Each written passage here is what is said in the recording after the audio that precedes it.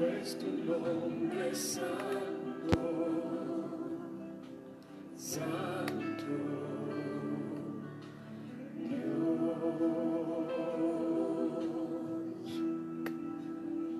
es tu nombre santo, santo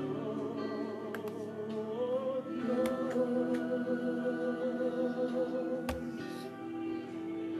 es tu nombre santo, santo Dios,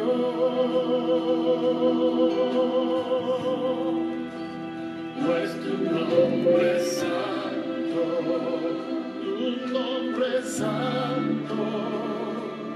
oh Dios,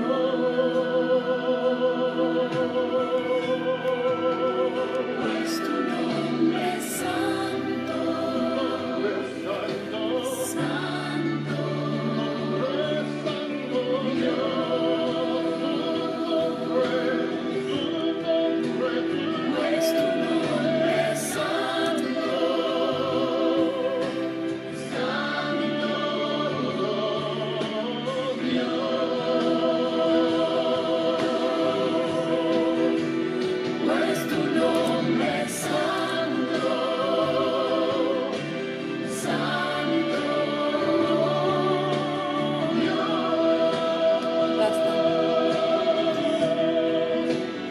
es tu nombre santo,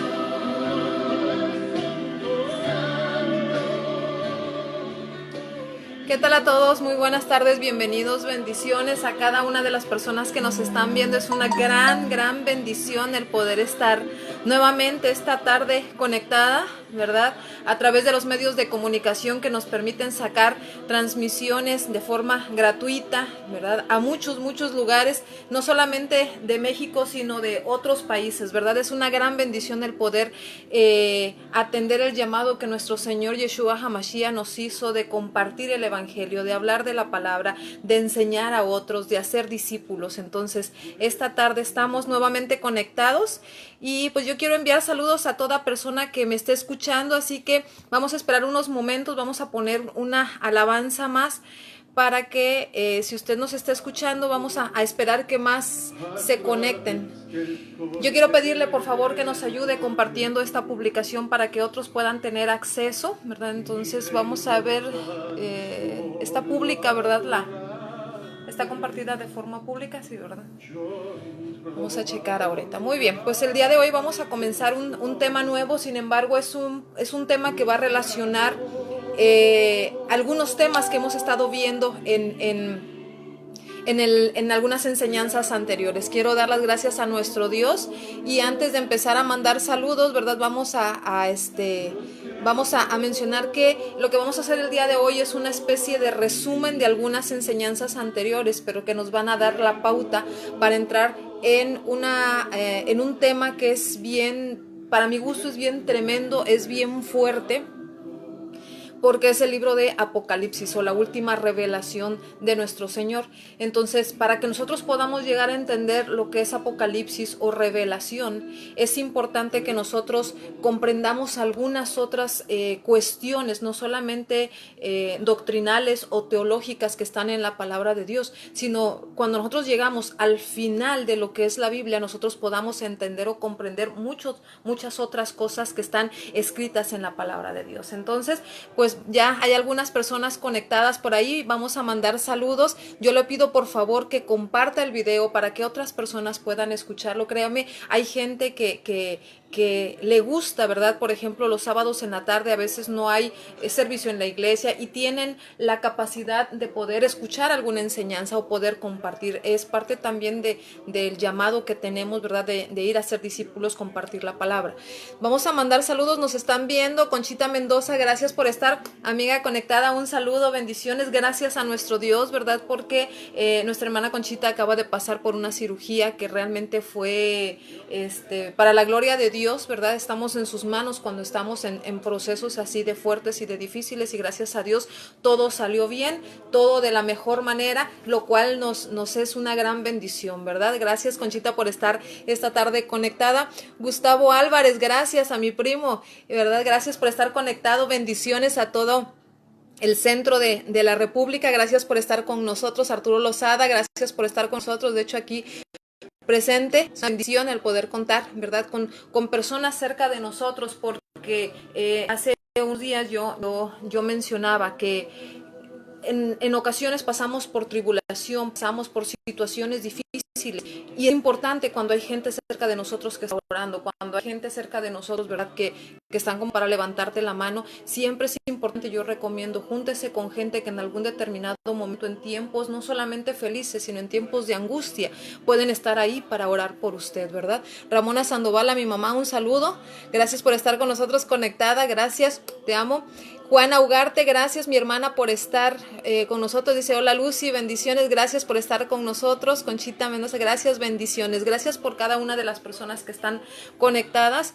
Y yo le pido por favor que nos ayude a compartir este video para que otras personas puedan verlo. Normalmente nosotros tratamos de etiquetar al inicio de las transmisiones, ¿verdad? Tratamos de etiquetar a la mayor cantidad de personas que sabemos que de repente nos están escuchando o que siempre escuchan las enseñanzas. ¿Para qué? Para que les llegue la alerta de que se está transmitiendo en vivo. Les recuerdo que todas las enseñanzas que nosotros compartimos casi siempre todos los sábados están en el canal de YouTube Conocerás la Verdad y te libertará, ¿verdad? Cualquier persona que usted considere que le va a servir esta enseñanza, usted puede compartirla sin ningún problema. El material que está ahí, los versículos, todos están disponibles para que usted pueda utilizarlos, ¿verdad? Y antes de empezar con la enseñanza del día de hoy, vamos a hacer una oración para poner este tiempo en manos de nuestro Dios. Entonces, es muy, muy importante, ¿verdad? Que nosotros siempre pongamos todo en manos de nuestro Dios. De hecho, yo quiero hacer un llamado a cada persona que tiene la inquietud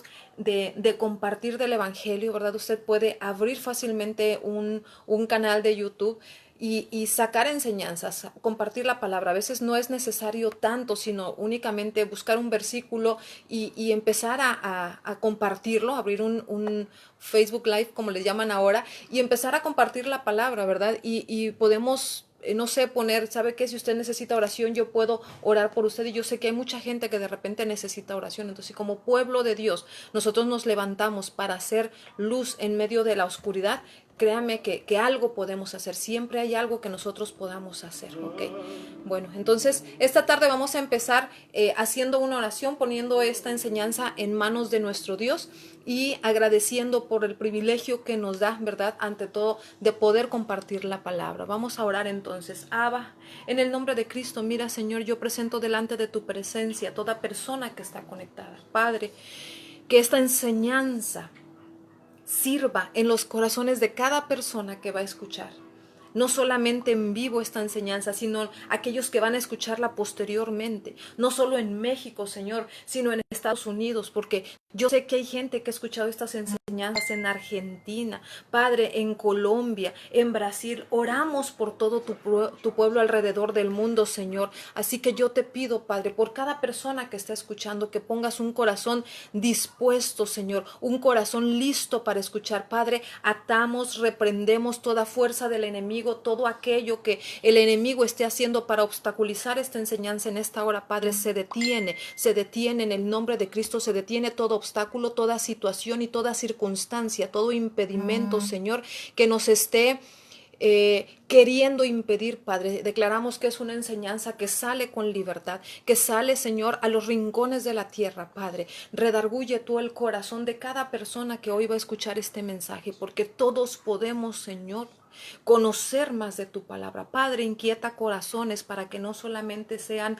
personas que se sienten bien estando un domingo en la iglesia y no más, sino que seamos personas, Padre, que queremos buscar de tu rostro, buscar de tu presencia, buscar esas perlas escondidas que están en tu palabra, Señor, que tú se las das a aquellos que te buscan y te anhelan celosamente. En el nombre de Cristo, Padre, yo bendigo cada hogar, cada casa, Señor, y yo te pido que no salga palabra de mi boca que tú no deseas, que no sea de tu voluntad, Señor, sino que cada palabra, Señor, llegue al corazón de las personas. Padre, en el nombre de Cristo te doy la gloria, Señor. Te doy la honra de lo que tú vas a hacer. Gracias, Dios, por darnos la vida y por permitirnos seguir haciendo esta obra en el nombre de Yeshua HaMashiach. Amén y amén. Muy bien.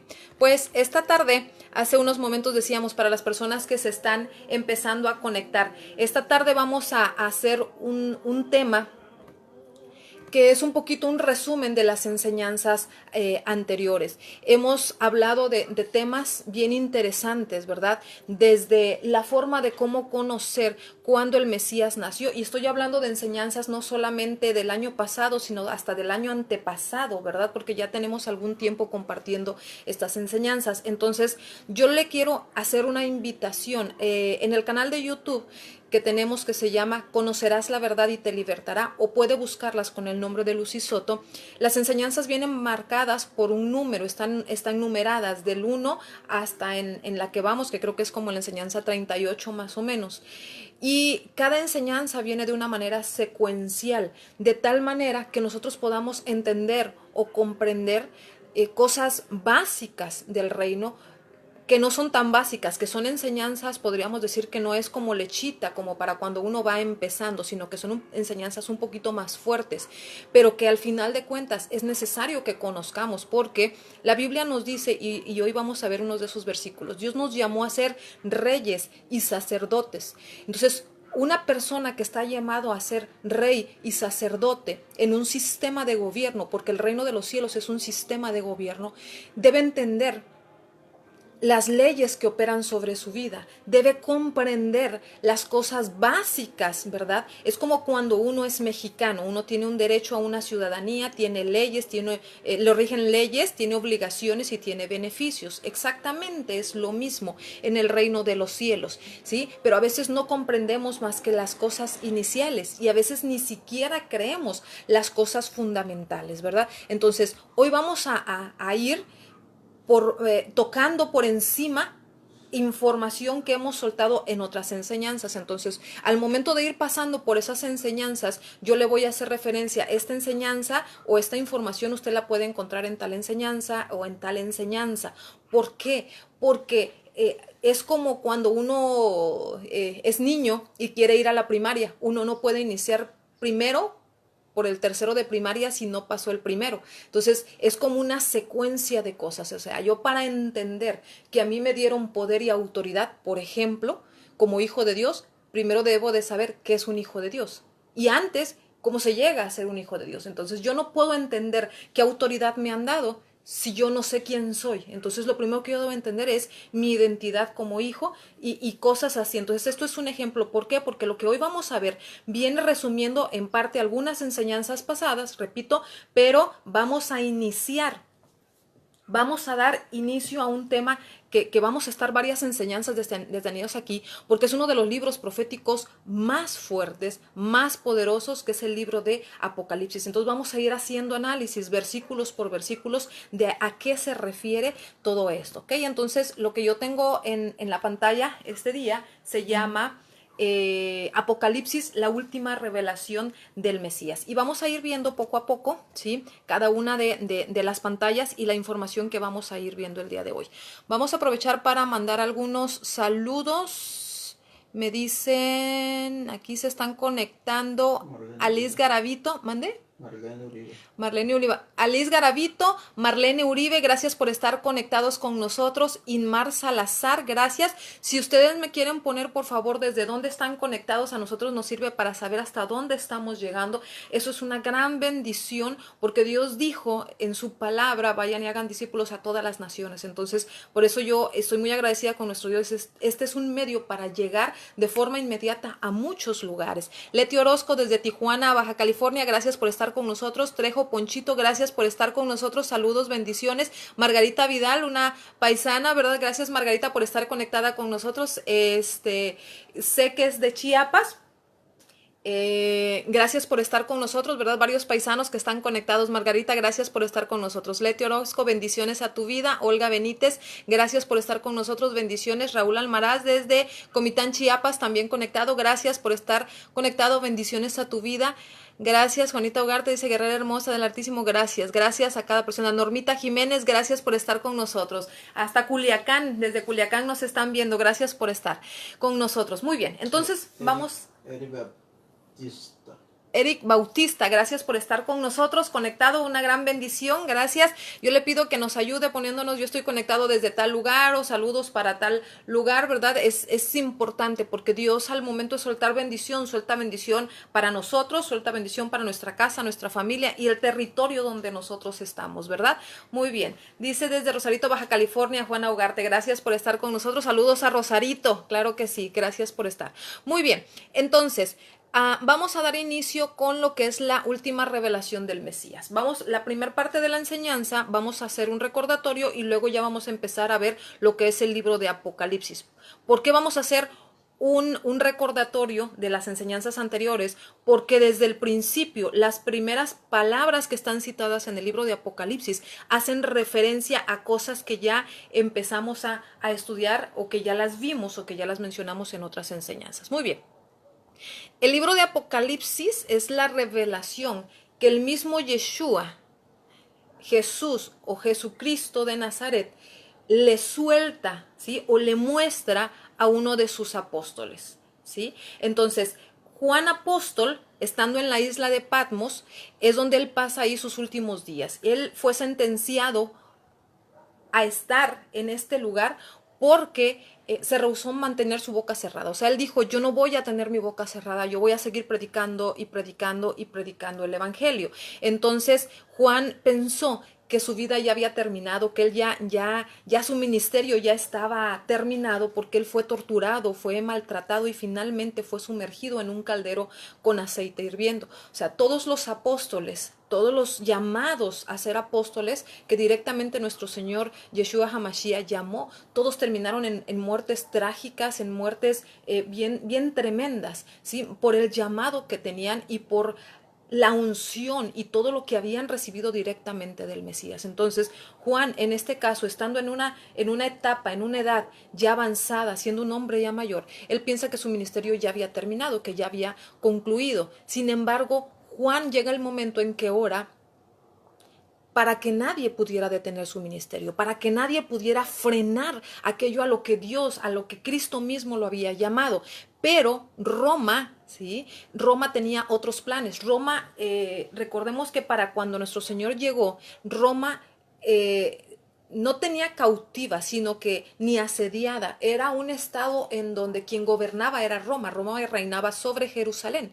Roma reinaba era la potencia mundial de ese entonces. Entonces, como se levanta un grupo que empezó con los nazarenos en contra de lo que hablaba Roma y de lo que Roma decía, entonces, bueno, tú no te vas a callar y vas a seguir predicando a un Mesías y a un Hijo de Dios que no está dentro de nuestros dioses, entonces te conviertes en un enemigo de nosotros, y entonces es encarcelado, es llevado a la isla de Patmos, y ahí pasa algunos de sus años, ¿sí? Entonces lo dejan en una isla desierta, donde pocas personas, dentro de ellos, gente que estaba, pues obviamente que tampoco había pedido estar ahí, sino que era gente delincuente o que tenía alguna razón para estar en esta isla, es la gente que le podía prestar atención, pero realmente era poca la gente que realmente estaba escuchando a este profeta envejecido, ¿ok?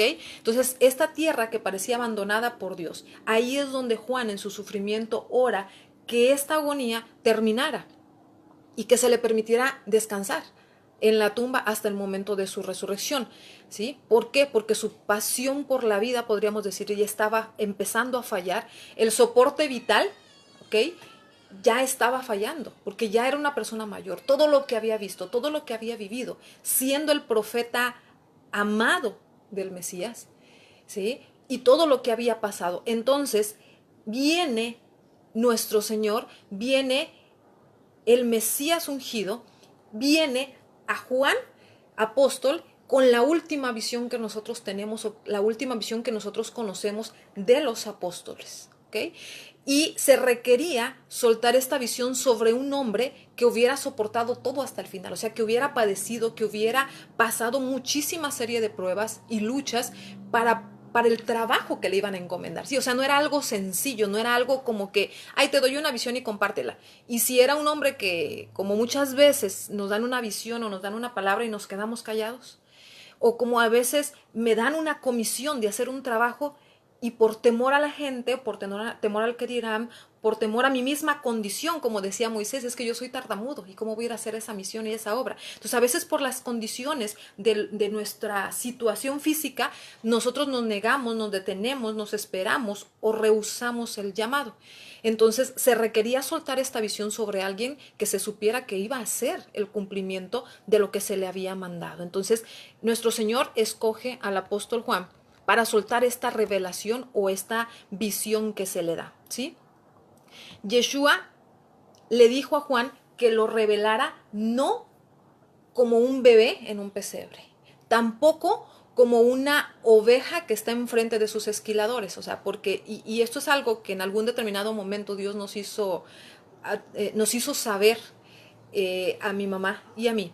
Cuando estábamos viendo una película acerca de la Pasión de Cristo, que se llama así la película La Pasión de Cristo, que es una película que por como está diseñada en lo natural te hace llorar, te hace sufrir, te hace sentir, o sea, te quedas completamente dolido, acongojado, entristecido y o sea, puedes tener todos los sentimientos de tristeza, inclusive puedes llegar a abrir puertas de tristeza con esa película porque es completamente, o sea, es muy sangrienta. Sí revela lo que nuestro Señor vivió, pero no está diseñada para que tú veas a Cristo después de la película como, wow, gloria, o sea, no, te quedas en un estado de tristeza. Entonces, cuando nosotros veíamos esa película, Dios le hablaba a mi mamá y le decía, yo no estoy así. Yo no estoy, en este momento yo ya no estoy así, yo ya no estoy en la cruz, yo ya no estoy en o sea, yo ya resucité. Ahora lo que soy es esto. Entonces, ojo con eso también. ¿Verdad? Eso es importante. Entonces, Cristo se revela a Juan el apóstol, no como un bebé, recordamos, y no como una persona que está victimizada, sino como un rey y como mucho más, que es lo que vamos a empezar a ver. ¿Y cuál es la parte interesante de la profecía que a mí me interesa? Porque tiene algo específico. Bueno, tiene muchas cosas proféticas por suceder y que a mí me interesan conocer porque esto es algo que va para el fin de los tiempos, ¿ok? Mandamos saludos.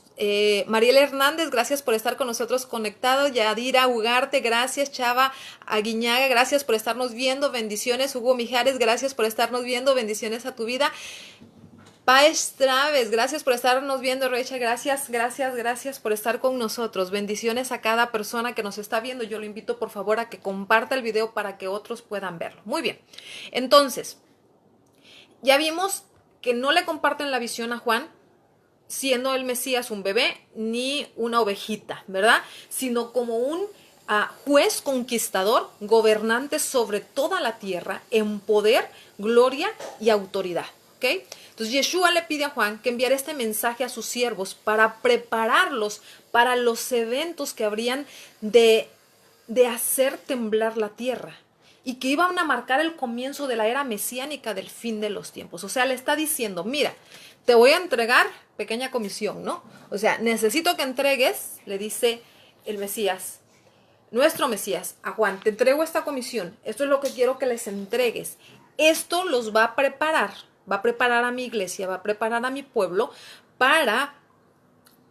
les va a decir o les va a dar las instrucciones de todo lo que está por pasar. Entonces, esta es la revelación de Yeshua como el Mesías. Y estas son las cosas que el Mesías quiere que sus siervos conozcan sobre el fin de la era. Porque cuando Él va a partir, cuando Él va a ascender, dice, yo estoy con ustedes todos los días hasta el fin de los tiempos, hasta el fin de la era, o sea, hasta el fin del sistema. ¿De qué sistema? Del sistema que conocemos, cómo lo conocemos, ¿ok? Entonces, ahora bien, es importante conocer líneas de tiempo. ¿Qué son las líneas de tiempo? Vamos a suponer, voy a poner un ejemplo aquí, no sé, se me ocurre, vaya, tengo yo este papel, ¿no? Y vamos a suponer que esta es una línea de tiempo. A mí me pueden mostrar lo que está aquí. al final de todo. Pero yo puedo decir, híjole, qué terrible es lo que está aquí, al final de la línea de tiempo. Pero ¿qué más da? Porque a mí me falta mucho, o ya ni siquiera lo voy a ver.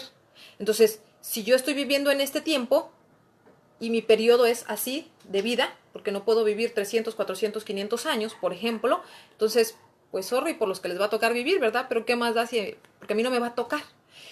Pero sí, ¿qué tal que yo estuviera aquí, al borde de entrar a esta etapa? Entonces, ¿sería importante conocerlo? ¿Sería importante saberlo? O sea, yo pienso que sí, porque yo lo voy a vivir. Porque eso que se escribió como profecía, estoy yo a punto de vivirlo. Y somos una generación marcada, específica, ¿sí? Viviendo en lo más alto de la tecnología. Y digo, nos falta todavía un poco breve espacio de tiempo, pero estamos en los aumentos de la tecnología que fueron marcados, estamos en muchas de las cosas mencionadas en los libros proféticos, que ese no es el tema, pero por ejemplo Mateo 24 habla de muchísimas cosas que ya se cumplieron, se están cumpliendo, pero Apocalipsis va a soltar una revelación mayor todavía. Muy bien, entonces, ¿por qué es importante conocer la línea de tiempo? Porque la línea de tiempo nos permite identificar dónde yo estoy establecido, ¿sí? Dónde, si yo conozco al Mesías como Jesucristo, ¿dónde y en qué momento se le empezó a llamar Jesucristo? Porque Jesucristo no se le llamó ni se le conoció como Jesucristo. O sea, él fue llamado en algún momento de la línea de tiempo así, y muchos de los sucesos de la misma manera sucedieron. Muy bien. Entonces, Jesucristo, bueno, hablando de eso, por ejemplo, él no fue llamado como Jesucristo sino hasta el siglo XVII. O sea, Cristo, el que hoy conocemos como Jesucristo, no se le llamó Jesucristo sino hasta el siglo XVII. Entonces, mi doctrina, mi enseñanza, mi conocimiento, en lo que yo baso o fundamento mi fe, ¿en qué punto de la historia comenzó? Porque hay corrientes teológicas que en algún momento yo llegué a tocarlo en una enseñanza, que es como por ejemplo la del rapto. Esas corrientes teológicas del rapto pretribulación, o sea que vamos a ser sacados antes de la tribulación, esa es una corriente que empezó, no tiene más de 300 años. Y si yo estoy esperando al Mesías a que venga por mí como iglesia y que no voy a vivir nada de dolencia, o sea, pues sería bueno analizar la doctrina en la que yo estoy basando mi fe. Porque si no fuera así, y si fuera una corriente que empezó hace poco tiempo, porque es en lo que son doctrinas también vienen modas. Y a veces se pone de modas hablar de algo. Y de ahí agarramos y lo volvemos doctrina. ¿Y dónde empezó? Ah, pues empezó hace ratito 3 para la esquina. Pero no es algo que el Mesías enseñó, que ni está en la Biblia, ni tiene, está salido de todo contexto. O usaron un versículo de la Biblia para doblar el conocimiento y adecuarlo, ¿sí? Entonces, bueno, vamos a ir viendo, por eso le decía, un breve resumen de ciertas cosas, de líneas de tiempo y de cosas que ya enseñamos, pero para empezar a hacer algo global, para ayudarnos a entender lo que es el libro de Apocalipsis. Muy bien. Entonces, el ángel Gabriel da instrucciones al padre del Mesías, a Joseph o José, como nosotros lo conocemos, y a su madre Miriam, que hoy la conocemos como María, pero su nombre real es Miriam, que le pusieran al niño que iban a ser Yeshua. ¿Por qué Yeshua? Y lo tengo aquí en pantalla. ¿Por qué Yeshua? Y eso también ya lo enseñamos en alguna ocasión. El ángel le da la instrucción a Miriam o María de que le pongan el nombre de Yeshua, porque él, Yoshia, esta palabra Yoshia significa salvación, ¿sí? Él será el Mesías que salvará a la humanidad. ¿La salvará de qué? De todos sus pecados, la salvará de todos la condición de decadencia y de pecado en la que estaba la humanidad, ¿ok? Entonces, por eso le digo, es importante conocer, yo mismo hacer un autoanálisis en qué estoy versando mi conocimiento. En el caso de una servidora, por ejemplo, yo no le llamo Jesús porque es un nombre traducido que no tiene la raíz o la esencia de lo que se quiso decir cuando se quiso decir. El nombre de él en hebreo, que son nombres kadosh o santos, que no permite el idioma hebreo traducción, es Yeshua, ¿sí? Él era el encargado de hacer algo que hoy vamos a conocer. Él era el encargado fundamental de hacer algo. Él venía con una comisión a la tierra, ¿sí? Entonces, Yeshua no fue llamado por el título griego conocido como Cristo, ni por el título en hebreo Meshiach, ¿ok? que en español es Mesías. No fue llamado por ninguna de esas dos terminologías. El nombre que se le da la instrucción directamente a Miriam o María era Yeshua, o sea, nombra al niño como Yeshua, ¿sí? Su misión para cuando él viene la primera vez, la misión del Mesías era secreta, era así como que top secret, nadie puede conocer a ciencia cierta. Venía a cumplir muchas cosas, pero su misión era secreta. ¿Por qué? Porque él vino a cumplir un rol. El rol que Moisés había mencionado en la Torá o la palabra de Dios o el Pentateuco o las instrucciones o la ley. Él había mencionado ciertas cosas, entonces él venía a fungir un rol. El rol era de un profeta. Y ahorita vamos a ir a la base bíblica. Él iba a ser el profeta en el cual nosotros tenemos que Shema. La palabra Shema significa escuchar, obedecer o cumplir lo que él dijera. Entonces fue profetizado que iba a venir un profeta a quien nosotros tendríamos que escuchar, que deberíamos obedecer o ser juzgados por nuestra falta de obediencia, porque yo puedo decidir no obedecer, voy a ser juzgado por esa falta de obediencia, pero eso es decisión personal. Entonces, cristianos y judíos pueden discutir mucho y debatir mucho sobre qué profecías cumplió el Mesías, ¿sí? Concernientes al Mesías prometido, porque muchos, lo que hoy son conocidos como los judíos ortodoxos, no creen en Jesucristo, no creen en Yeshua, porque dicen, es que él no cumplió las profecías. Bueno, habría que ver la base que ellos dicen por qué no la cumplió y cómo nosotros sabemos que sí la cumplió y cumplió cada una de las promesas y de las profecías marcadas en el Antiguo Testamento. No estamos hablando del Nuevo, pero la primera vez él no vino para ser proclamado como un Mesías. Él vino a cumplir la profecía de sentarse. Él vino a cumplir el papel, vaya, de anunciador, a establecer las bases legales de su reino, sobre el cual iba a operar su reino. No vino a reinar, vaya. O sea, el trabajo de la primera venida de nuestro Señor tenía una misión, tenía una comisión, sentar las bases con las que él iba a funcionar cuando él entrara en funciones. Es como cuando un gobernante en un país ya es electo, ya es proclamado, pero no está en funciones todavía, ¿sí? Entonces, él vino a establecer esas bases. Entonces, la primera vez no vino a ser proclamado Mesías, no vino a ser llamado, nada de eso. Él vino a ni a gobernar las naciones con vara de hierro. Eso viene para la segunda venida, ¿sí? Ahora bien, el mismo profeta hebreo que dijo en el libro de Miqueas, y ahorita vamos para allá, el mismo profeta hebreo que dijo que el profeta nacería en Belén, nos dijo también en la misma oración que aquel que reinaría sobre la nación de Israel sería herido por las tropas que iban a ocupar Israel. ¿Quiénes eran estos? Roma. Eran los que estaban ocupando, estaba bajo ocupación. Jerusalén estaba ocupada por Roma. Ellos eran los gobernantes de Jerusalén para ese momento y había sido anunciado, ¿sí? Y que el rey renunciaría a su autoridad para reinar sobre Israel hasta un tiempo futuro, en el cual habría un remanente innumerable que sería traído de regreso a la tierra natal, o sea, a Jerusalén. Vamos a ir al libro de Miqueas, vamos a comenzar y traigo varios versículos, ¿sí? Para irlo viendo. Entonces yo lo invito a que por favor abra su Biblia y vamos a ir al libro de Miqueas, por favor, capítulo 5, versículo del 1 al 3. Por favor, yo lo invito a que si no tiene Biblia se consiga uno o se descargue una en su celular, pero es muy importante contar con una Biblia física para que usted pueda ir marcando, poniendo sus anotaciones, y porque no es lo mismo, ¿verdad? Porque usted va haciendo sus anotaciones y se va recordando muchas veces de cuando usted hizo cuando usted pasó por un versículo o cuando Dios le mostró algo. Muy bien, antes de encontrar el versículo vamos a saludar. Tavo Bermúdez, gracias por estar conectado con nosotros, bendiciones. Enrique Rodríguez, gracias por estar con nosotros. Amigo Humberto Cabrera, gracias, hasta Veracruz nos están viendo. Gracias, Humberto, bendiciones a tu vida, amigo. Juanita Monreal, gracias por estar conectada con nosotros. Bendiciones a su vida. Bello Milka, gracias, amiga, bendiciones, claro que sí. Gracias por estar con nosotros. Muy bien, entonces vamos a ir al libro de Miqueas, capítulo 5, versículo del 1 al 3. Y dice así: ahora dice, partirás en tropa, hija de tropas poderosas, porque se sublevaron contra nosotros y han herido con vara la mejilla del pastor de Israel. ¿Qué está hablando este versículo? Las tropas y las tropas poderosas de las que habla Miqueas se refiere a quienes ocupaban Jerusalén. La ocupación estaba a cargo de Roma, que era la potencia mundial. Y dicen que hieren la mejilla del pastor de Israel. ¿Quién es el pastor de Israel? Nuestro Mesías, Yeshua HaMashiach.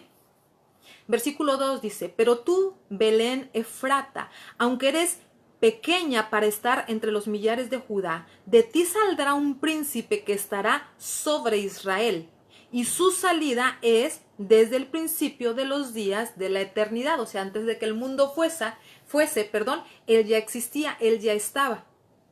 Dice el versículo 3, ahora los entregará hasta el momento en que dé a luz la que está en dolores de parto. Para los que han leído el libro de Apocalipsis, van a empezar a encontrar relación en los versículos que vamos a estar leyendo, porque en el libro de Apocalipsis se habla sobre una que está con dolores de parto, ¿sí? Si ahora, versículo 3, ahora los entregará hasta el momento en que dé a luz la que está en dolores de parto. Entonces, el resto de sus hermanos regresará a los hijos de Israel. De hecho, dos de las enseñanzas anteriores que estuvimos viendo, hablamos del tiempo del regreso, de los exiliados, de lo que el Nuevo Testamento habla como que a los dispersos de Jerusalén. Las cartas de Pablo hacen mucha mención a aquellos que están en la dispersión, a aquellos que están alejados. La casa de Judá, la casa de Israel, son las dos enseñanzas que tuvimos la oportunidad de compartir antes de esta. Entonces, hay un pueblo, hay un remanente que va a regresar a Jerusalén, y estaba profetizado que este rey, este príncipe iba a salir de Belén, iba a nacer en Belén, y hay otros versículos en Isaías también que lo muestran así, pero aquí está mencionando que aquellos que iban a tener la ocupación, aquellos que iban a herir la mejilla, ¿sí?, del pastor de Israel, iban también a tener un tiempo. Y luego iba a haber, dice en el versículo 3, y luego los entregará. ¿A quién? El príncipe de Israel los iba a entregar. ¿A quién? Aparte de Israel. Hasta que hubiera un tiempo, hasta que se cumplieran tiempos específicos, porque habla de que hay una mujer que está dando dolores de parto. Cuando la Biblia habla de mujeres, normalmente es una tipología o una simbología de iglesia, o de un tipo por ejemplo, cuando habla de la novia de Cristo es una mujer, la esposa de Dios es una mujer, entonces hace referencia no a una iglesia de una denominación cristiana, pentecostal, no se refiere a eso, sino a la iglesia como corporativo global a nivel mundial de Cristo. Ok, muy bien. Entonces, ¿qué versión leíste? Ok, gracias por el comentario. Si de repente alguien nota algo diferente en lo que yo estoy leyendo, es porque yo estuve usando la versión Peshita de la Biblia. Normalmente se usa en las iglesias cristianas la versión de la Reina Valera. Yo estoy leyendo la versión Peshita, entonces puede haber un poquito de diferencia, que en mi caso yo recomiendo mucho esta versión porque es la única Biblia que trae restaurado el nombre original de Dios a su lugar original en el Antiguo Testamento. Normalmente las versiones modernas o lenguaje moderno están quitados, cambian el nombre de Dios por Señor y cosas así. Muy bien, hoy en día los judíos, todo lo que es el pueblo judío es instruido por sus rabinos a que no deben escuchar nada de lo que Yeshua dijo, o no tendrán parte en el mundo venidero. Entonces, ¿de qué estamos hablando eso? Existe un grupo, ¿sí?, que es la tribu de Judá, que hoy están en Jerusalén, que son conocidos como judíos, y que nosotros los conocemos como judíos ortodoxos, judíos que son judíos natos, que tienen la promesa, vamos a decirlo así, pero que no creen en el Mesías. Entonces, para ellos el Mesías no ha venido todavía, y ellos se niegan a escuchar nada del Mesías, y dicen, yo no puedo escuchar, no tengo permitido escuchar nada del Mesías. Entonces, para ellos el Nuevo Testamento no existe, no debe de. Porque si el Mesías no es el Mesías, entonces todo lo que se dijo y todo lo que empezó a partir del Mesías no es para ellos, ¿sí? Sin embargo, si ellos leyeran a Moisés, quien prohibió estrictamente en Deuteronomio 4:2 y 12:6 añadir o quitar nada de los mandamientos entregados en el monte Sinaí, y que luego hicieran la comparación entre las enseñanzas de Moisés y las enseñanzas de Yeshua, todo el sistema religioso de ellos se vendría por tierra y caería así como el becerro de oro. ¿Sí? ¿Por qué? Porque no tendrían fundamento para evitarlo. Porque el Mesías decía, escucharon que se dijo, en la ley decía esto, los profetas aquello. Entonces, siempre el Mesías citó escrituras del Antiguo Testamento. De hecho, hay mucha gente hoy en la iglesia cristiana que, perdón por la expresión, que a mí se me hace un poco hasta ilógico, o podríamos decir cae un poquito es tonto el eliminar el Antiguo Testamento. Hay gente que solamente lee el Nuevo Testamento. Dicen, ya esto ya pasó, yo ya no estoy bajo la ley, estoy bajo la gracia. Entonces todo el Antiguo Testamento, pum, lo echan a un baúl y ni siquiera lo tocan, ni siquiera lo leen, ¿sí? Y solamente se van al Nuevo Testamento. Hello, o sea, yo no puedo entender el Nuevo Testamento si no entiendo el Viejo Testamento. Yo no puedo porque habla de pactos y en Israel un pacto o en el hebreo o de acuerdo a cómo Dios marca, ¿sí? en sus pactos, en cómo está escrita la Biblia. Los pactos ahí no es uno elimina al otro, o sea, este es el nuevo pacto, entonces yo voy a eliminar el viejo pacto. No, en el caso de la Biblia, un pacto se fundamenta sobre el otro, entonces este es el nuevo pacto, pero está fundamentado sobre el anterior. Y hoy vamos a conocer acerca de eso también y por qué es importante. Muy bien, entonces hablábamos de que la Biblia en Deuteronomio prohíbe quitar o poner, ¿sí? Pero han quitado enseñanzas. De la misma forma, hoy si los cristianos se les explicara, voy a decirlo así, si a los cristianos se les explicara lo que las palabras de Yeshua significan para los judíos del primer siglo, también ellos podrían ser libres de como 50,000 denominaciones que hoy existen cristianas, que han sido divulgadas, ¿sí? En el nombre de Cristo. ¿De qué estoy hablando? Hoy existe, por ejemplo, una iglesia y dice, bueno, esto es nuestra base doctrinal. Nosotros creemos en esto y y te dicen en qué creen. Y alguien dice, sí, pero a mí no me parece, entonces vamos a crear una nueva iglesia y otra denominación. Y yo creo en eso, o sea, es al criterio del entendedor, no es al criterio del escritor. Entonces, si nosotros nos fuéramos a la base, el fundamento, a lo que Dios quiso decir cuando lo quiso decir, no encontraríamos gran cantidad. Porque hoy existen, además de religiones, muchas denominaciones. Existen cristianos evangélicos, cristianos pentecostales, cristianos de, no sé, de mucho tipo de cristiano. Cuando se supone que nuestra base es Cristo, el fundamento es Cristo, la roca, la piedra angular es Cristo. O sea, y existe que la gente de repente ya no sabe, bueno, ¿es buena esta o no es buena esta? ¿O cuál es la diferencia? ¿Sí me explico? Cuando la Biblia dice, solamente hay una base, que es Cristo. Entonces, no solamente, lo que quiero decir, no solamente los judíos andan medio salidos de tono, también nosotros como cristianos estamos medio salidos de tono porque no nos vamos a las raíces o a las bases. Muy bien. Ok, entonces,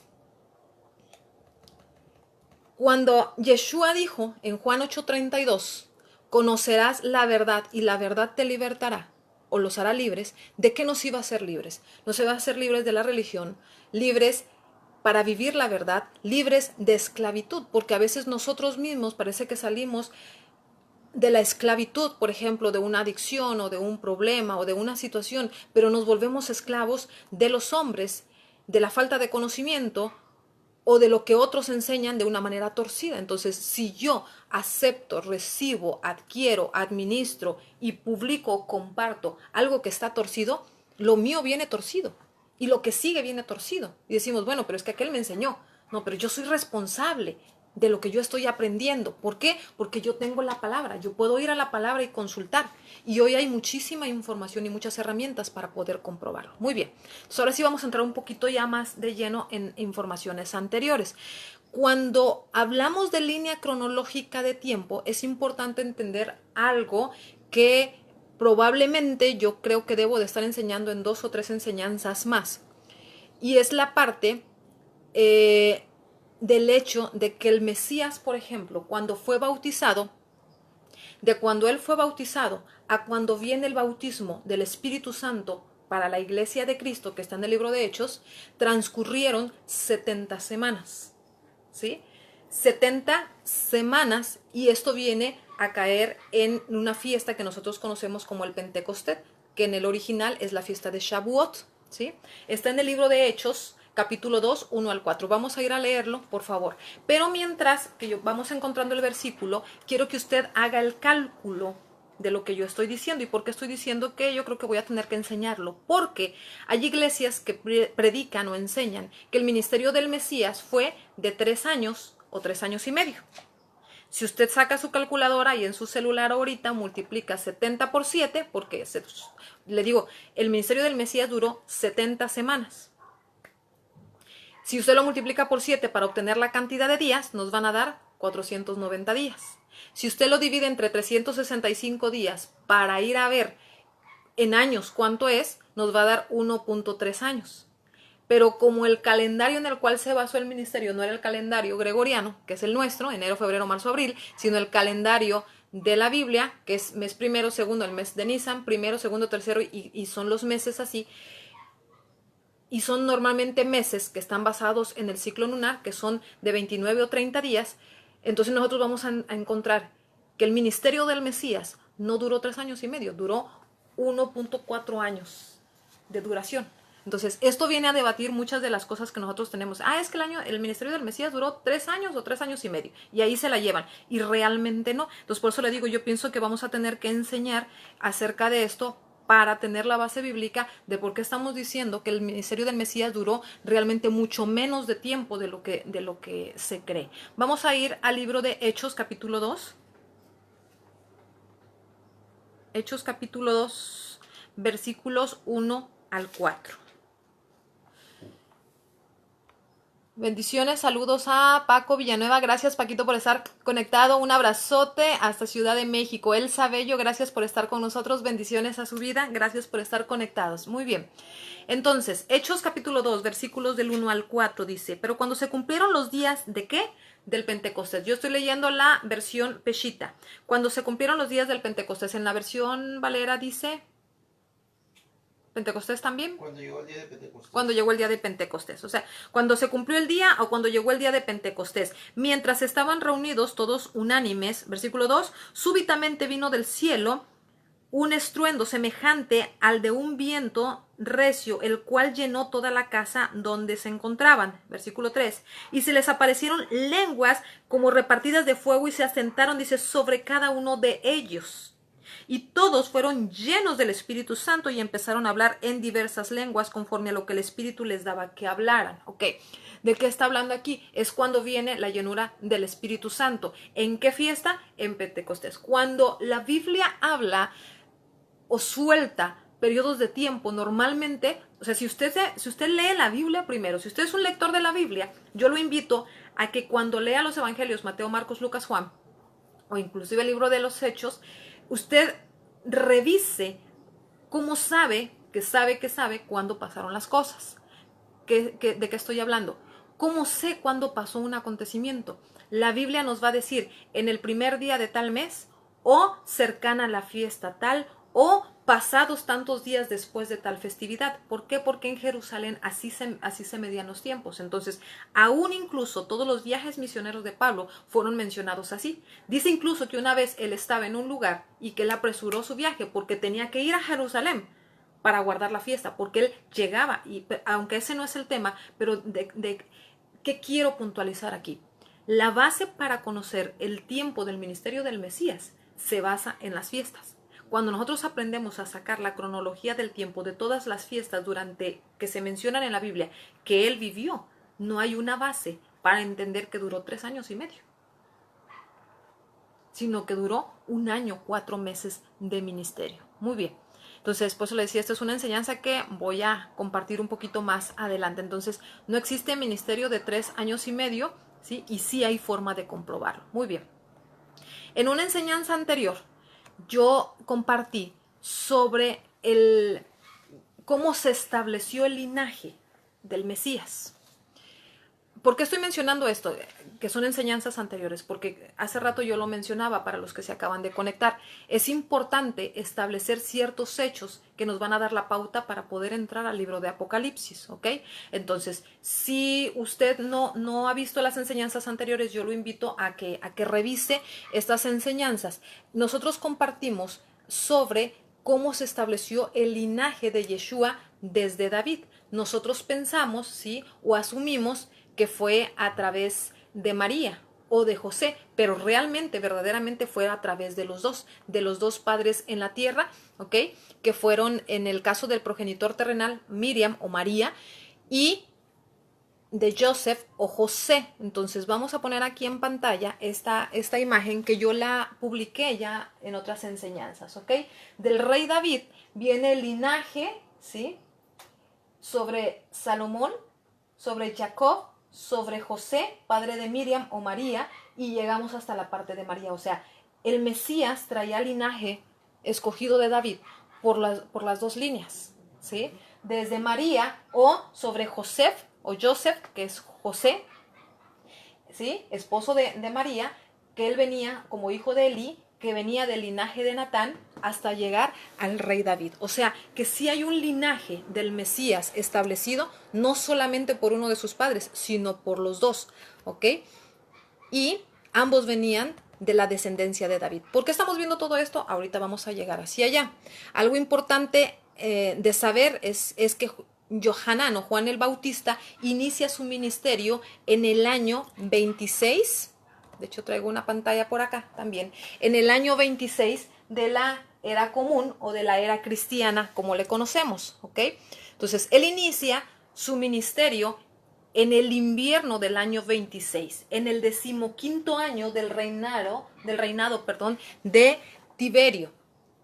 ¿Cómo podemos sacar todo esto? O sea, por eso le digo, usted puede dedicarse a ser una persona así que como que por encimita, ¿verdad? O usted puede dedicarse a sacar cronológicamente los tiempos de cómo sabemos cuándo se estableció todo el ministerio del Mesías. Sí se puede, sí se puede. La base fundamental para conocer los tiempos es conocer el calendario de Dios. Si usted no conoce el calendario de Dios, no puede hacer relación. Y más importante aún, no va a poder hacer relación de lo que viene en el libro de Apocalipsis. Muy bien.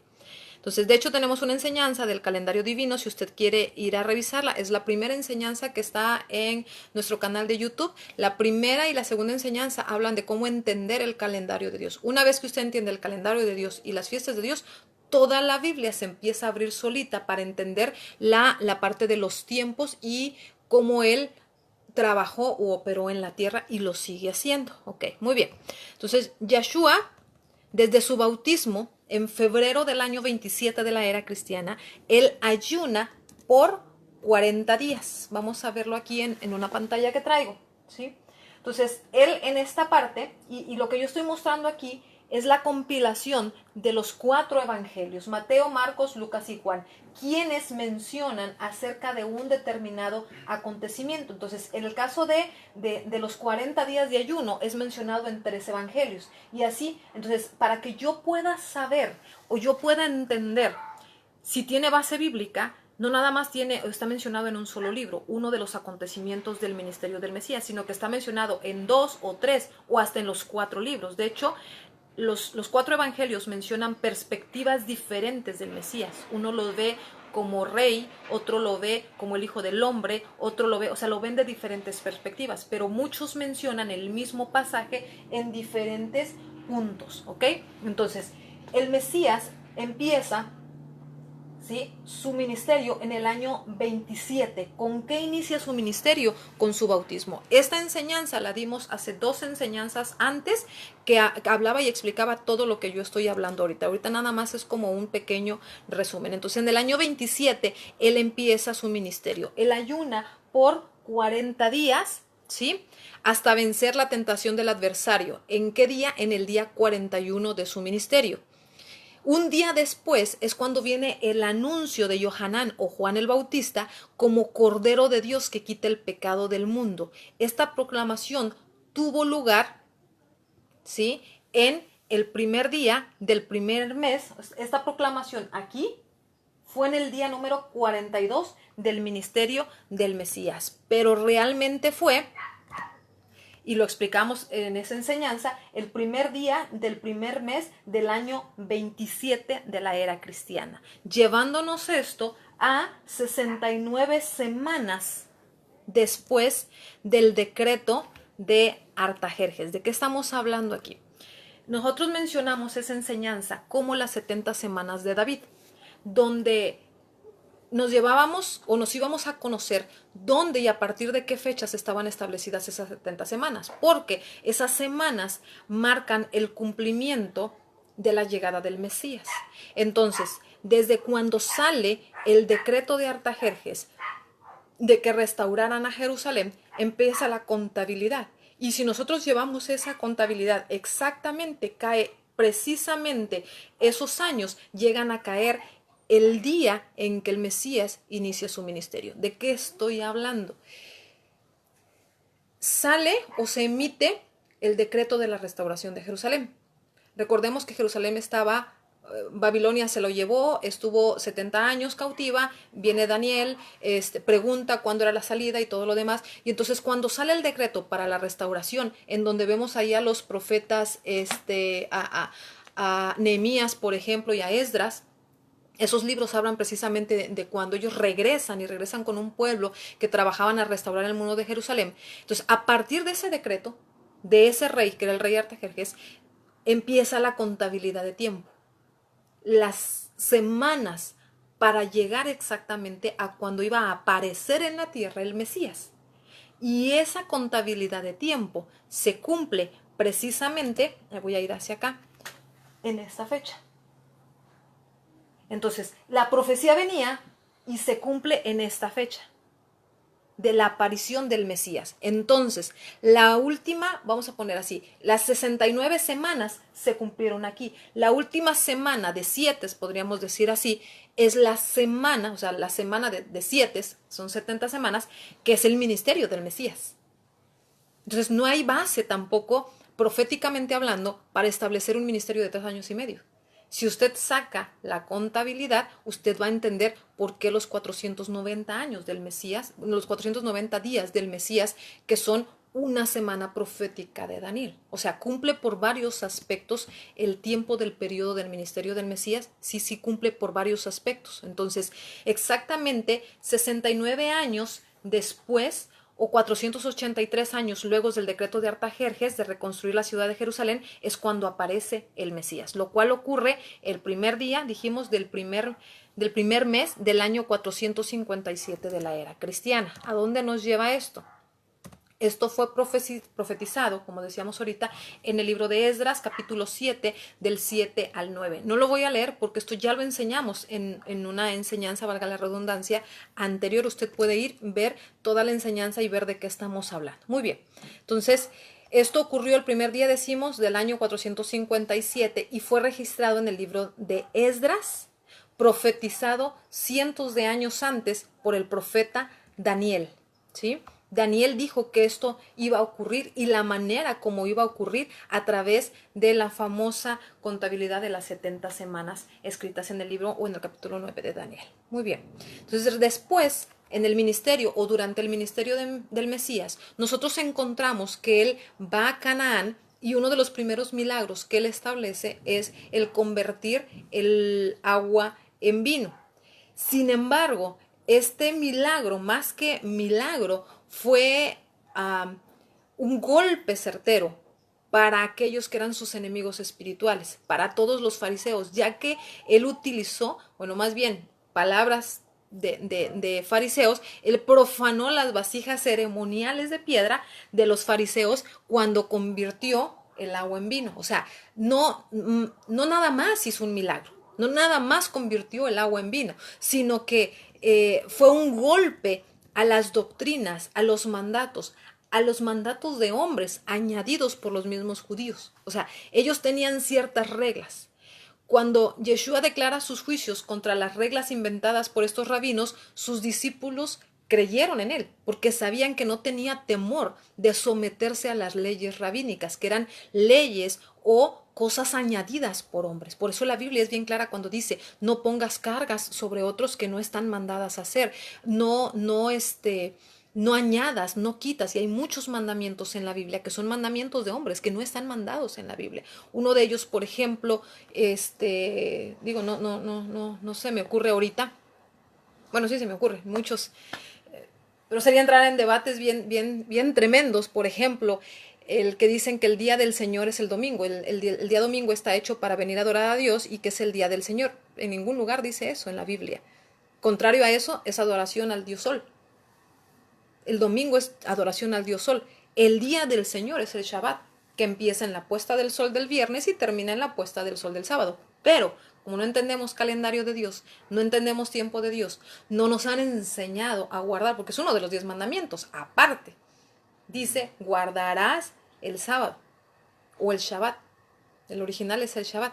Pero es como que, bueno, eso no me conviene. O sea, sí, no debo matar, no debo fornicar, no debo mentir, no debo decir el nombre de Dios en vano, pero el Shabbat no, ese quítalo. Entonces, 10 se volvieron en 9. Entonces, ¿cómo está el asunto? Yo no lo entiendo. O sea, 10 son 10. Pero los mandamientos de los hombres cambian la parte bíblica. Entonces, por eso le digo, es entrar en debates que no es el tema del día de hoy. Pero Yeshua, al momento en que caminó en la tierra, quebrantó las reglas inventadas por los hombres, ¿sí? Él violó los mandamientos inventados por los hombres o por los fariseos en aquel entonces, que habían violado premeditadamente, ¿sí? O inicialmente el mandamiento o las palabras de Moisés de que no debemos añadir mandamientos de la propia imaginación del ser humano, sustrayendo mandamientos o ajustándolos a los antojos del ser humano. Por ejemplo, otro mandamiento ajustado, que las mujeres no pueden predicar. Mandamientos ajustados, que las mujeres no pueden usar joyería. Mandamientos ajustados, que la vestimenta de la mujer debe ser falda. O sea, ¿dónde dice eso en la Biblia? Es que la mujer no debe usar pantalón, la vestimenta del hombre. Cuando esa ley o cuando se emitió esa regla en la Biblia, el hombre usaba falda. Entonces, por eso digo, hay tantas cosas que con el tiempo se va desvirtuando, se va cambiando, que tendríamos que ir a la base bíblica y saber en qué tipo de tiempo y en qué contextos se escribió algo cuando se escribió, ¿no? Muy bien. Entonces, vamos caminando por el ministerio del Mesías. Estamos ya a punto de entrar en la parte de lo que es Apocalipsis. Entonces, va en camino nuestro Mesías a Jerusalén, rumbo a la Pascua del año 27, donde iba a explicar, ¿sí? Vamos en la parte cronológica del ministerio del Mesías. Iba entonces a Jerusalén, cursando el año 27, ¿sí? Cuando él explica una de las cosas más importantes, para mi gusto, que está en la Biblia. Él explica, o iba a explicar, lo que es el famoso Código de Jonás, que no es muy conocido. Entonces, ahí explica por primera vez el Código de Jonás. ¿Qué es el Código de Jonás? Es un código donde él establece, y lo repite varias veces durante su ministerio, donde él establece la única señal verdadera para que se conociera que él era el Mesías. ¿Cuál era esta señal? Era de la cantidad de tiempo que él iba a estar muerto y cuándo él iba a resucitar. Entonces, el Código de Jonás es una señal que él da. Él dice, ustedes piden una señal. Esta generación incrédula me pide una señal de que yo soy el Mesías, de que yo compruebe que digo que soy lo que yo digo que soy. Y dice, yo no les voy a dar ninguna señal más que la del profeta Jonás. ¿Y cuál era esa señal? De que él estuvo muerto, estuvo en la panza de un gran pez, una ballena, decimos, durante 3 días y 3 noches. Esa es la única señal que yo les voy a dar. ¿Por qué Yeshua mencionaba esta como la única señal? Porque siendo la única señal, la hemos cambiado, la hemos quitado o la hemos desvirtuado. ¿Por qué digo esto? Porque si hoy usted, cuando va a ser Semana Santa, que es cuando fue la muerte del Mesías, en Pascua o Pesaj, ¿sí? Como bíblicamente se conoce el Pesaj, en la Pascua nosotros, los cristianos modernos, de acuerdo al calendario gregoriano, nosotros celebramos esas fechas, que lo conocemos como Semana Santa, durante el viernes, sábado y domingo, entendiendo que Cristo murió el viernes a las 3 de la tarde y resucitó el domingo en la mañana. Y si usted saca la contabilidad, no hay 3 días y 3 noches. Es imposible contar 3 días y 3 noches. Entonces la base de la Semana Santa se derrumbó. ¿Por qué es esto? Porque la fiesta de Pascua es el 14 de Nisan. Pero repito, regresamos. Si no conocemos el calendario bíblico, yo no puedo entender cuándo es 14 de Nisan. 14 de Nisan puede caer el lunes, o el martes, o el miércoles, o el jueves. Entonces, él, durante el 14 de Nisan, celebra la Pascua, que es cuando come con sus discípulos la Pascua, que está en los evangelios, hace la institución del nuevo pacto con el vino y el pan, ¿sí? Que hoy lo conocemos como Santa Cena. ¿Y qué sucede después? Bueno, él después en la noche se va a orar, se va al monte, es aprendido, ¿sí? Y de ahí empiezan toda la serie de sucesos que llevan hasta la parte de su muerte. Pero él no muere el viernes, ¿sí? Entonces sí hay manera de sacar en qué fecha muere, sí, cuándo él celebra la Pascua y cuándo llega. En ese año, el día de su resurrección fue un domingo, pero él no murió el viernes. ¿Por qué? Porque si no, no se cumpliría lo que dice la Biblia. No hay 3 noches y tres días. En el año en que Cristo murió, sí los hubo, sí los hubo, porque él no murió el día viernes. ¿Sí? Entonces, eso es tema de otra enseñanza. Pero bueno, a lo que voy es a lo siguiente. La única señal que fue emitida para constatar la veracidad del Mesías no podía ser comprobada. Y hoy no puede ser comprobada. Si usted se ajusta a su calendario, hoy no puede comprobar la única señal que existe. Esta señal no la voy a leer, pero sí la voy a mencionar. Está en los libros de Juan 2, 18 al 20, Mateo capítulo 12, 39 al 40, Mateo 16, 4, Lucas 11, 29 al 30, ahí es donde nosotros vemos aparecer, ¿sí?, las veces que el Mesías enseña acerca de la única señal que haría constatar la veracidad de que él era el Mesías, que darían autenticidad a que él era el Mesías, ¿ok? Muy bien, entonces así como Jonás estuvo 3 días y 3 noches, decíamos entonces, él profetizó que estaría lo mismo en la parte de la tumba y resucitaría al tercer día. Ok, muy bien. Ahora bien, todo lo que envuelve la Semana Santa, decíamos desde el viernes, y resucita el domingo, es una fantasía, es una falacia, es una mentira, vaya, ¿sí? ¿Por qué? Porque no existe tal cosa. Muy bien. Eso también ya lo enseñamos, así es, esto lo enseñamos en una enseñanza anterior, entonces usted puede ir y consultarla también. Bueno, el único libro, vamos a ir ahora sí a entrar al libro de Apocalipsis. El único libro escrito directamente por Yeshua es Apocalipsis. ¿Cómo es esto? ¿Por qué estamos diciendo esto? Bueno, así como Baruch fue el escriba del profeta Jeremías, Johanán o Juan el Apóstol fue el escritor y mensajero que iba a comunicar la revelación de Yeshua a las 7 asambleas de Asia Menor y a nosotros hoy en día, ¿no? Entonces vamos a retornarnos o vamos a regresarnos 1900 años hasta la isla de Patmos, donde el profeta que tenemos que escuchar, a quien debemos escuchar, ¿sí?, y obedecer, se revela a sí mismo. Entonces ahora sí vamos a entrar en el tema que es Apocalipsis. Vamos a empezar. Muy bien. Lo que Yahweh, en este caso yo menciono el nombre de Yahweh porque es como yo lo conozco, el nombre del único Dios verdadero, ¿sí?, que también ya dimos una enseñanza de eso. Entonces lo que Yahweh dio a Yeshua para revelar a sus siervos, ¿qué es lo que le dio? Le dio el conocimiento de las cosas que iban a suceder, según lo que dice el libro de Apocalipsis. Esta revelación de Yeshua fue escrita exclusivamente para los siervos de Yeshua. No son sirvientes, pagados o esclavos, ¿sí?, sino son dulús. ¿Qué es un dulú? Vamos a explicarlo. Mientras vamos saludando. Adrián Vega, gracias por estar conectado, amigo, bendiciones a tu vida. Enrique Reyes, amigo, gracias, saludos, bendiciones, gracias por estar con nosotros. Omar Pérez Flores, gracias por estar con nosotros. Mariana Torres, bendiciones a mi cuñada, un saludo y un abrazote, claro que sí. Muy bien, entonces, esta revelación se la da el Mesías a un hombre que era un siervo dulus. ¿Qué es un dulus? Es una persona que ha servido su tiempo de servicio, ahorita vamos a la base bíblica, que ha servido un tiempo de servicio y ha sido liberado por su amo con bienes abundantes para comenzar una vida nueva. En la Torá, en la ley o en la Biblia se prevé que un siervo que es liberado se anticipa que este siervo puede no querer ser liberado. O sea, es tratado también por su amo que puede decidir, no me quiero ir, yo me quiero quedar con mi amo, ¿sí? Y puede entrar voluntariamente en un compromiso de por vida con el amo.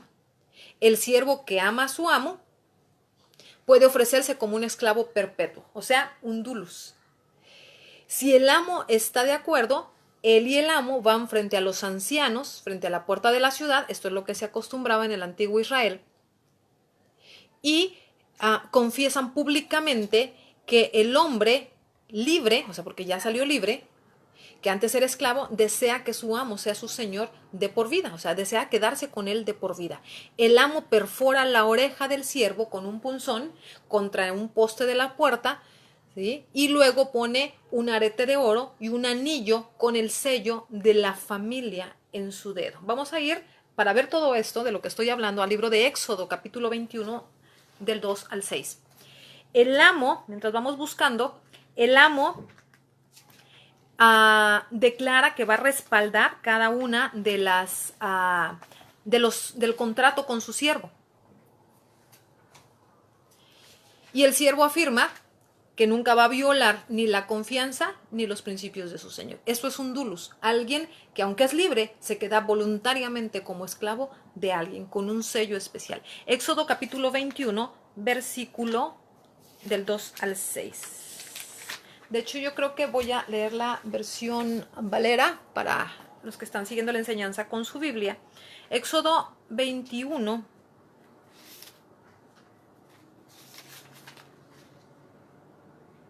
Dije 21, ¿verdad? Del 2 al 6 dice así.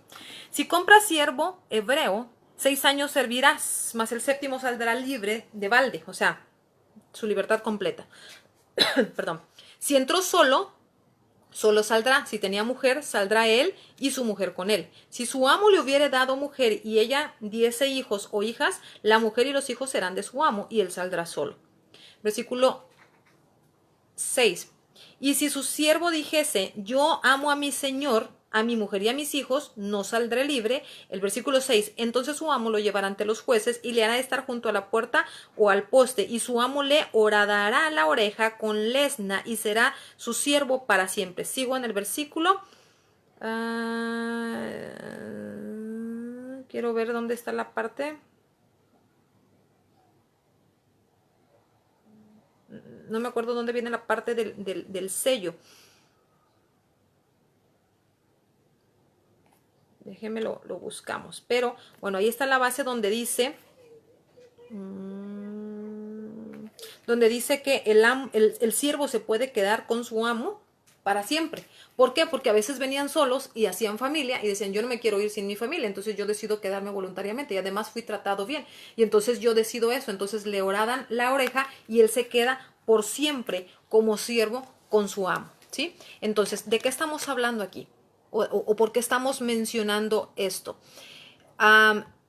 El pergamino de Apocalipsis no fue escrito para ser entendido por un lector casual o por gente que solamente, vamos a decirlo así, le gusta calentar bancas un domingo en la iglesia, o un espectador ocasional, ¿sí?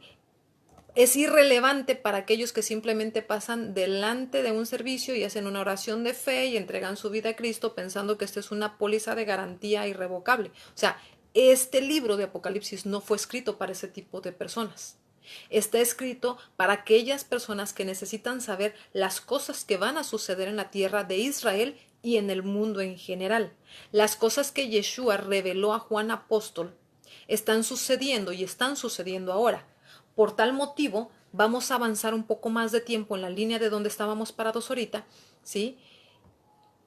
Hasta lograr ver el punto de donde las cosas se van a empezar a poner feas. Ahora bien, Yeshua envió y autentificó el mensaje a través de su mensajero, que era un siervo Dulus. ¿De quién estamos hablando? De Juan Apóstol. Por eso explicamos lo que era un siervo. Juan Apóstol no fue una persona llamada o una persona que estuvo un tiempo y luego se fue. O sea, Juan Apóstol era un siervo marcado, sellado, escogido, ¿sí? Apartado para él. O sea, de hecho, hasta el final de sus días, él siguió sirviendo al Mesías y fue al último, o sea, el último que vivió, pero fue sobre el cual se soltó esta revelación. ¿Por qué? Porque era de ese tipo de siervos que se deciden quedar con su amo y que deciden no salir en libertad. O sea, tú ya tienes tu libertad, puedes decidir servir o no. Ok, perfecto, pero yo no me quiero ir. Yo quiero ser de esos esclavos que se quedan con su amo para siempre. Juan era un siervo dulus, ¿ok? No había ninguna otra persona, tan respetada entre las asambleas de Asia Menor como Juan el apóstol, o sea, era una persona conocida. Para cuando Juan llega a la isla de Patmos, después de haber sido juzgado por Roma, él ya tenía, por decirlo de alguna forma, una reputación. Él ya era conocido entre las iglesias. Él ya era una persona conocida. O sea, fue el último que quedó de los apóstoles. Y recordando que todos los apóstoles murieron bajo persecución, o sea, era como poder decir, pues, si quieres te pudiste haber ido, porque era tanta la persecución que se vivía solo por ser apóstol, que era así como que te ganaste el nombre, el sobrenombre o la reputación de ser a quien le soltaron la revelación de Apocalipsis. O sea, no fue coincidencia, vaya. Él había pagado un precio de dolor y de sufrimiento para defender la integridad de la palabra de Dios y transmitir fielmente todo el testimonio de Yeshua. O sea, él cuando hablaba de Yeshua, él sabía lo que decía porque había caminado con el Mesías. Él se había recostado en el pecho del Mesías. Él había pasado la parte de la muerte, el inicio de la iglesia del primer siglo, toda la persecución del primer tiempo, la parte de los viajes misioneros de Pablo. O sea, él pasó todo eso. Y era el último que quedaba. Entonces, él tenía la capacidad, de transmitir fielmente el testimonio de Yeshua. Su alianza con la verdad, con Cristo, que era la verdad, era incuestionable. O sea, era un matrimonio, era un pacto, me quedé con mi Señor por mi propia voluntad, hasta el final con Él. Entonces, su relación o su alianza con la verdad, con el Mesías, era incuestionable. Su integridad personal era irreprochable. Entonces, vamos a ir ahora sí al libro de Apocalipsis, capítulo 1, del 1 al 3. Y lo traigo, me parece, en pantalla. Sí, ahí está. Apocalipsis capítulo 1, del 1 al 3. No sé si se alcanza a ver bien la pantalla. Vamos a leerlo de todas maneras en la Biblia. Dice así: revelación de Jesucristo que Dios le dio para mostrar a sus siervos las cosas que deben de suceder enseguida o prontamente.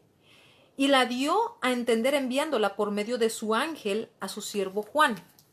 ¿Sí? Versículo 2. Que ha dado testimonio. Escuche usted lo que dice el libro de Apocalipsis. O sea, ¿cómo abre el libro de Apocalipsis? Se la dio a su siervo Juan, que ha dado testimonio de la palabra de Dios y del testimonio de Jesucristo y de todas las cosas que vio.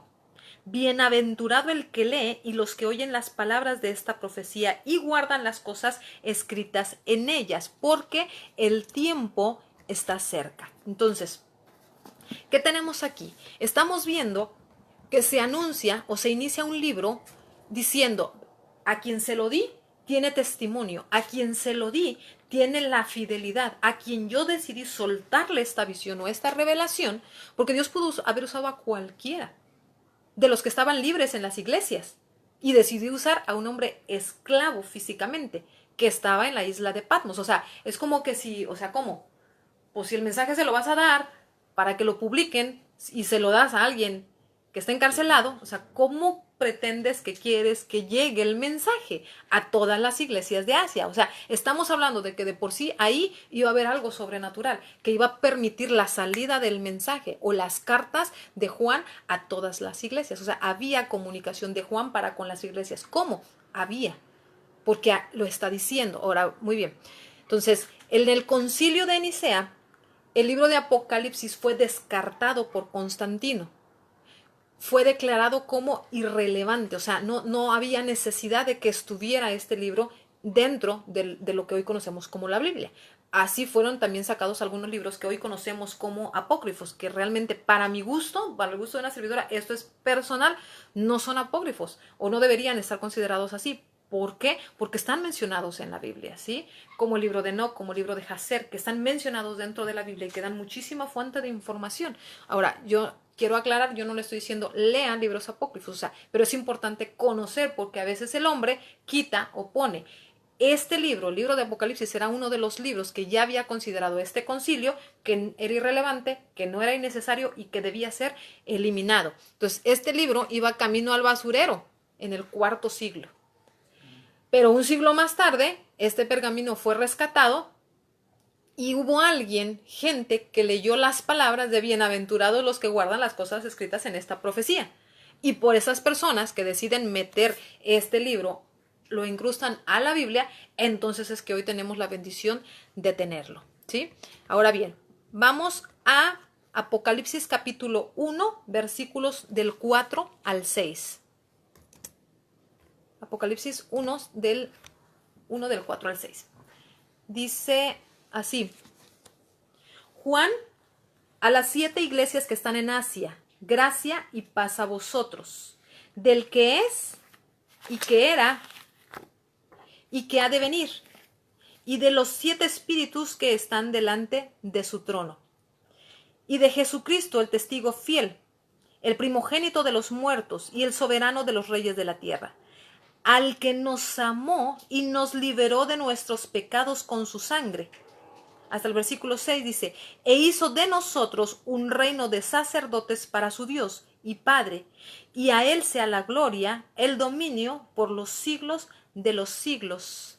Amén. Muy bien, entonces esta oración es de las más profundas declaraciones en todas las escrituras, desde Génesis hasta Apocalipsis. Si Constantino se hubiera salido con la suya, probablemente nunca hubiéramos conocido el significado de la profecía de Jeremías sobre la renovación del pacto con la casa de Israel y con la casa de Judá.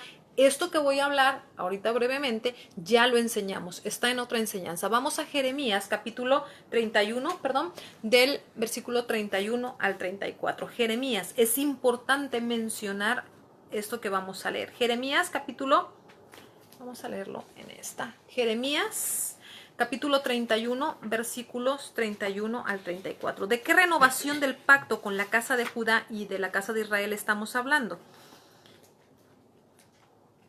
Jeremías capítulo 31,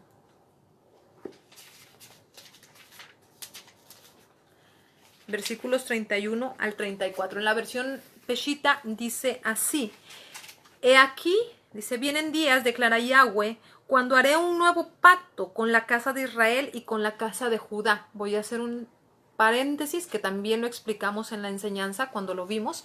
No existe un pacto con los gentiles. Si usted dice, es que yo soy gentil convertido y mi pacto es el pacto de los gentiles, no existe pacto con los gentiles. O usted está en el pacto de la casa de Judá o de la casa de Israel. Según Jeremías, no existe pacto con los gentiles. Y ahorita vamos a ver el pacto que se hizo en la Santa Cena, de qué se trata. Dice, repito 31, he aquí vienen días, declara Yahweh, cuando haré un nuevo pacto con la casa de Israel y con la casa de Judá. No será como el pacto que hice con sus padres el día que los tomé de la mano para sacarlos de la tierra de Egipto, pues ellos han estimado en nada mi pacto. Por eso también yo los deseché, declara Yahweh. 33. Sino que este pacto yo lo haré con la casa de Israel después de aquellos días, declara Yahweh. Pondré mi ley dentro de ellos y sobre sus corazones la escribiré. Y yo seré su Dios y ellos serán mi pueblo. Entonces, el nuevo pacto de Jeremías, hablado en Jeremías, si nosotros no tuviéramos el libro de Apocalipsis, no podríamos entender de ese nuevo pacto o de esa renovación de ese pacto. La renovación del pacto nos hace reyes y sacerdotes. ¿Por qué? Ahorita vamos a saber por fe. Porque esta es una declaración culminante de la vida y el ministerio de Yeshua. O sea, yo los estoy haciendo reyes y sacerdotes. Un sacerdocio santo, ¿sí? Entonces, en el monte Sinaí, casi estamos ya por terminar la enseñanza, pero viene la parte más importante de toda la enseñanza.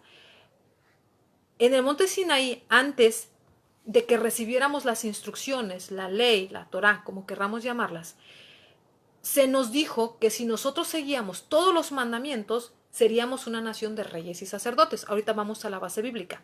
Seríamos los representantes únicos del Dios verdadero para el mundo entero. Luego de que los mandamientos fueron exclamados en el monte en llamas, nosotros entramos en un pacto de sangre con el Dios Todopoderoso. ¿Dónde está esto? Vamos a Éxodo capítulo 24 del 3 al 8. Éxodo capítulo 24.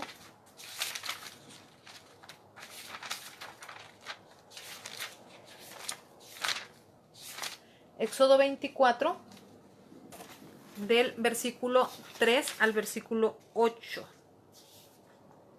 Dice así: Entonces vino Moisés y comunicó al pueblo todas las palabras de Yahweh y todas las ordenanzas. Y todo el pueblo respondió a una voz, diciendo: haremos todo lo que Yahweh nos ha hablado. O sea, estamos de acuerdo, aceptamos, entramos en pacto, pues.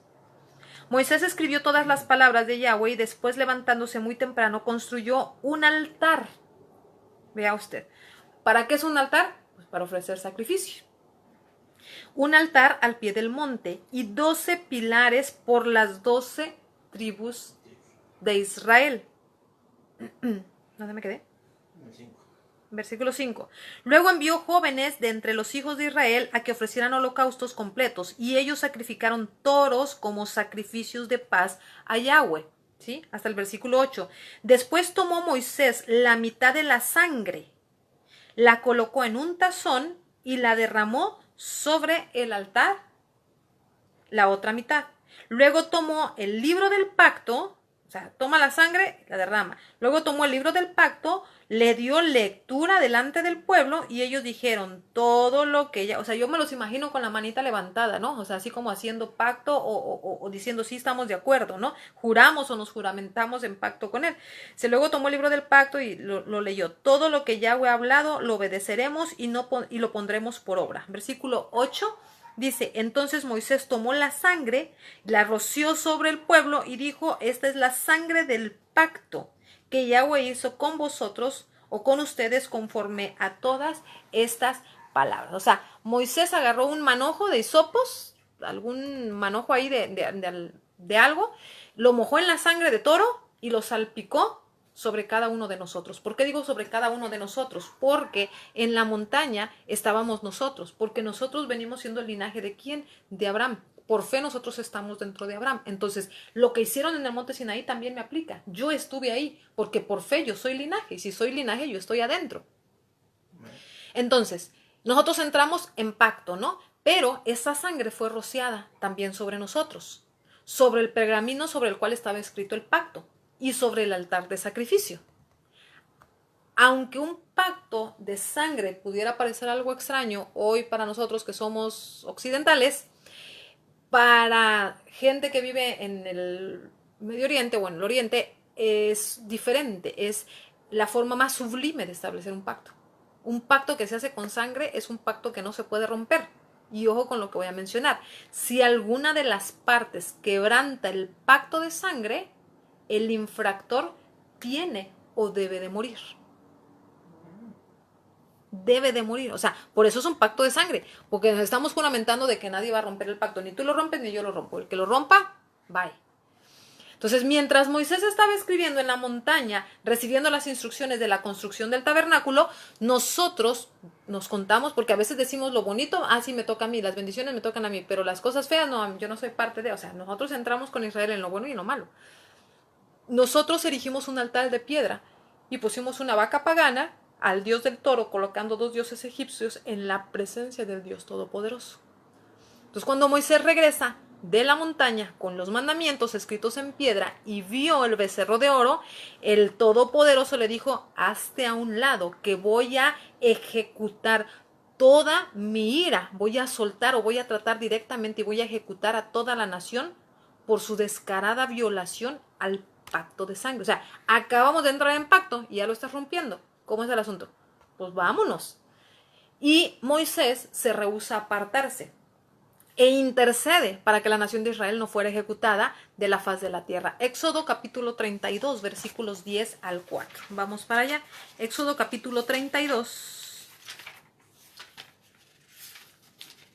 versículos del 10 al 4. Dice: ahora, dice Dios, deja que mi indignación se encienda contra ellos y los consuma yo. Haré de ti una gran nación. O sea, solo te necesito a ti para ser una nación. Déjame que yo los consuma con fuego. Entonces Moisés orando ante Yahweh, su Dios, dijo: no suceda así, oh Yahweh, que no se encienda tu indignación contra tu pueblo que sacaste de Egipto con gran poder y tu brazo alzado, para que no vayan a decir: lo sacó los sacó de allá para su mal, a fin de matarlos entre los montes y borrarlos de la faz de la tierra. O sea, Moisés pensando en lo que iban a decir de Dios. ¿Qué van a decir de ti? Que nada más los sacaste para traerlos a morir.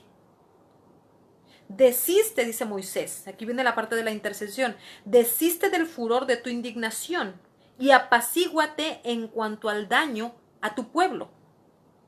Recuerda, dice el versículo 13, ojo con esto, recuerda a Abraham y a Isaac y a Israel o a Jacob, siervos tuyos, a quienes juraste por ti mismo diciéndoles multiplicaré su descendencia como las estrellas. O sea, Moisés se valió de quien pudo y a quien se le apareció en medio, ¿quién fue?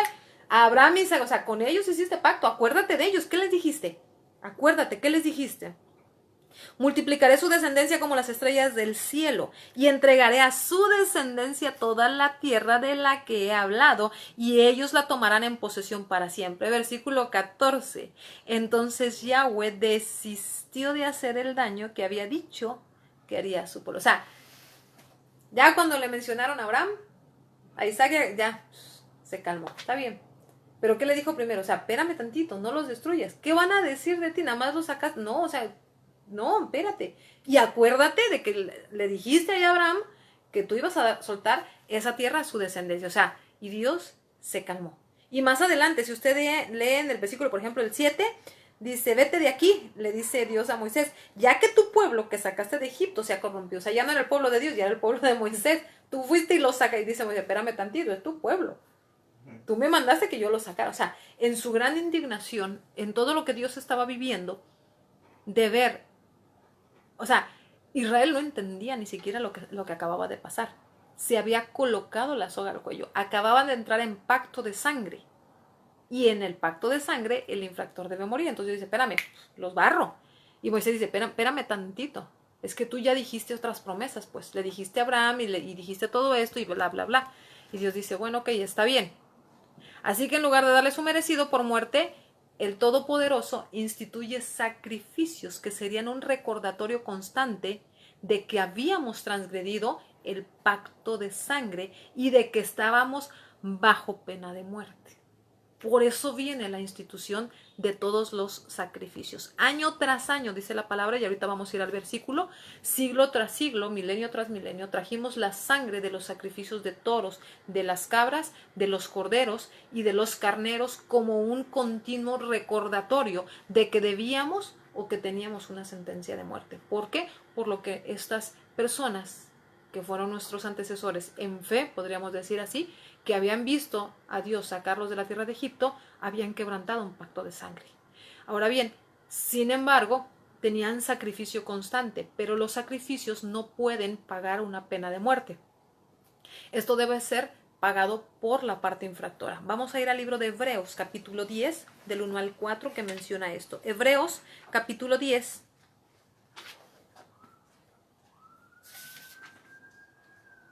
del 1 al 4.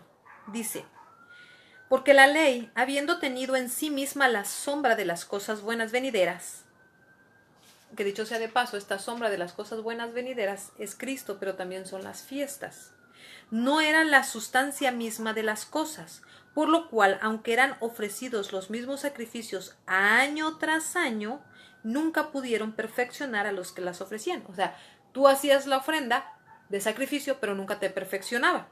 Porque si los hubiera perfeccionado, sin duda entonces hubiera desistido de los sacrificios, por cuanto ya no los acosaría más su conciencia. ¿Qué conciencia? Pues de lo que habían hecho. Por los pecados de los cuales una vez fueron purificados. Sino, versículo 3, que por medio de los sacrificios hacían memoria de sus pecados año tras año. Versículo 4, porque la sangre de los toros y de los cabritos no puede limpiar los pecados. Ahí está. Entonces, la sangre de toros, la sangre de cabritos no nos puede limpiar, pero sí era un recordatorio. ¿De qué? De que estábamos bajo pena de muerte. De que había una pena de muerte todavía pendiente. Entonces, no había manera de librarnos de eso, a menos, y solo a menos, que alguien que nunca hubiera roto el pacto se ofreciera para morir en el lugar del lado culpable. Y ojo con lo que estoy diciendo. Podía venir alguien que no era del pueblo de Dios, que no hubiera quebrantado el pacto? Sí, porque no había estado en el monte Sinaí. Y hace rato yo decía, un pacto se establece sobre la base de otro pacto. Entonces, cuando nosotros entramos sobre el linaje de Abraham, adquirimos la promesa de Abraham, pero adquirimos todo lo que pasó con los sucesores de Abraham. O sea, toda la caída de Israel, los 40 años, toda esa historia está sobre nosotros también. Entonces, no había manera de que nosotros nos libráramos. Lo que estoy diciendo es que alguien que no hubiera tenido la infracción del pacto, o sea, alguien de afuera de las naciones, que no era del pueblo de Dios, no había cometido infracción al pacto. Sí, no había cometido infracción al pacto, pero esa persona podía venir. No podía venir. ¿Por qué? Porque ni siquiera había estado dentro de la base del pacto. O sea, no le aplicaba el pacto, menos infraccionarlo. Entonces no podía, no cabía. No lo había infraccionado, pero tampoco era parte del pacto. Por eso la importancia de entender cuando tú estás en pacto, qué es lo que aplica o qué es lo que indica. Entonces, solamente una persona que no había estado o que no había infraccionado el pacto podía ofrecerse para morir en lugar del lado culpable. Y tenía que ser alguien voluntario para que esta persona pudiera renovar el pacto hecho con nosotros en el monte Sinaí. O sea, una persona que no había quebrantado el pacto, podía venir, ofrecerse voluntariamente, pagar la pena de muerte y entonces renovar el pacto que ya había sido quebrantado o roto. ¿Ok? Entonces vamos a ir a Apocalipsis capítulo 1, la parte B. Vamos al libro de Apocalipsis capítulo 1, versículo 5. Apocalipsis capítulo 1, versículo 5, en la parte B, en la parte de en medio, dice: al que nos amó y nos liberó de nuestros pecados con su sangre. Versículo 6 dice: e hizo de nosotros un reino de sacerdotes para su Dios y Padre. A él sea la gloria y el dominio por los siglos de los siglos. Al que nos amó, o sea, ¿qué nivel de amor tuvo? Que él, que no había roto el pacto ni quebrantado, él se puso como voluntario para ofrecerse. Y entonces él, al ofrecerse y pagar el precio, entonces él pudo renovar el pacto y hacernos reyes y sacerdotes otra vez, porque leímos al principio en el monte Sinaí: mira, Israel, esto es lo que Dios quiere hacer contigo, quiere hacerte una nación de reyes y sacerdotes. Y ellos dijeron: sí, todo lo que diga lo vamos a cumplir. Y el primero de los mandamientos fue el primero que quebrantado: no te harás imagen. Y lo primero fue el becerro. Con ese mandamiento roto caminaron. Y entonces se salen y viene toda la parte, ¿sí?, del sistema de ofrenda, pero era un recordatorio y era un recordatorio. Pero al momento de quebrantarse el pacto, va linaje de sacerdote y de reyes. Al momento de retomarse el pacto, volvemos a entrar como reyes y sacerdotes, que es lo que dice Apocalipsis, ¿sí? Entonces nos ofrecieron ser reyes y sacerdotes en el monte Sinaí, pero quebrantamos el pacto de sangre e incurrimos en un pecado de muerte.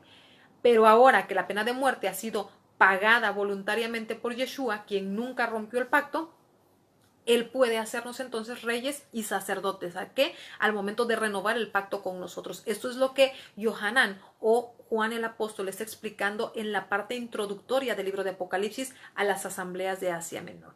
El pacto es como un anuncio así en grande, ¿no? Como un letrero grandísimo. El pacto ha sido renovado. O sea, te saliste del pacto en el monte Sinaí, pero hoy el pacto ha sido renovado. Puedes volver a pensar en ser rey y sacerdote para Dios. Entonces, eso es lo que estaba diciendo aquí. Los mismos mandamientos que fueron escritos la primera vez en las segundas tablas, porque recordemos que cuando Moisés se enojó y todo, aventó las tablas, se quebraron y luego le dijeron otra vez: tráete otras tablas nuevas y vamos a volver a escribir los mandamientos. Entonces, las segundas tablas que Moisés llevó de vuelta a la montaña, en esas tablas fueron escritas las leyes. Eso está en Éxodo 34 del 1 al 5. Vamos a leerlo si nos queda tiempo. Éxodo 34 del 1 al 5.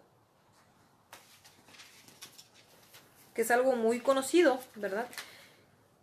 Éxodo 34. Y Jehová, o Yahweh, dijo a Moisés: alístate 2 tablas de piedra como las primeras, y escribiré sobre esas tablas las palabras que estaban en las tablas primeras que quebraste. Prepárate pues para la mañana y sube a la montaña del monte Sinaí, prepárate ante mí sobre la cumbre del monte, y que no suba nadie contigo, ni aparezca alguno de todo el monte, ni oveja, ni bueyes, nadie, o sea, que no suba nadie. Moisés alisó las 2 tablas de piedra como las primeras y se levantó en la mañana y subió. O sea, ahí va de nuevo, ¿no? Para que escribieran las leyes otra vez. Ok, entonces, dice, las primeras fueron quebradas, pero órale, pues va de nuevo, ¿no? Los mismos mandamientos que fueron escritos en las primeras tablas fueron escritas en las segundas, pero también fueron escritas en otro lugar. Vamos a 2 Corintios 3:3.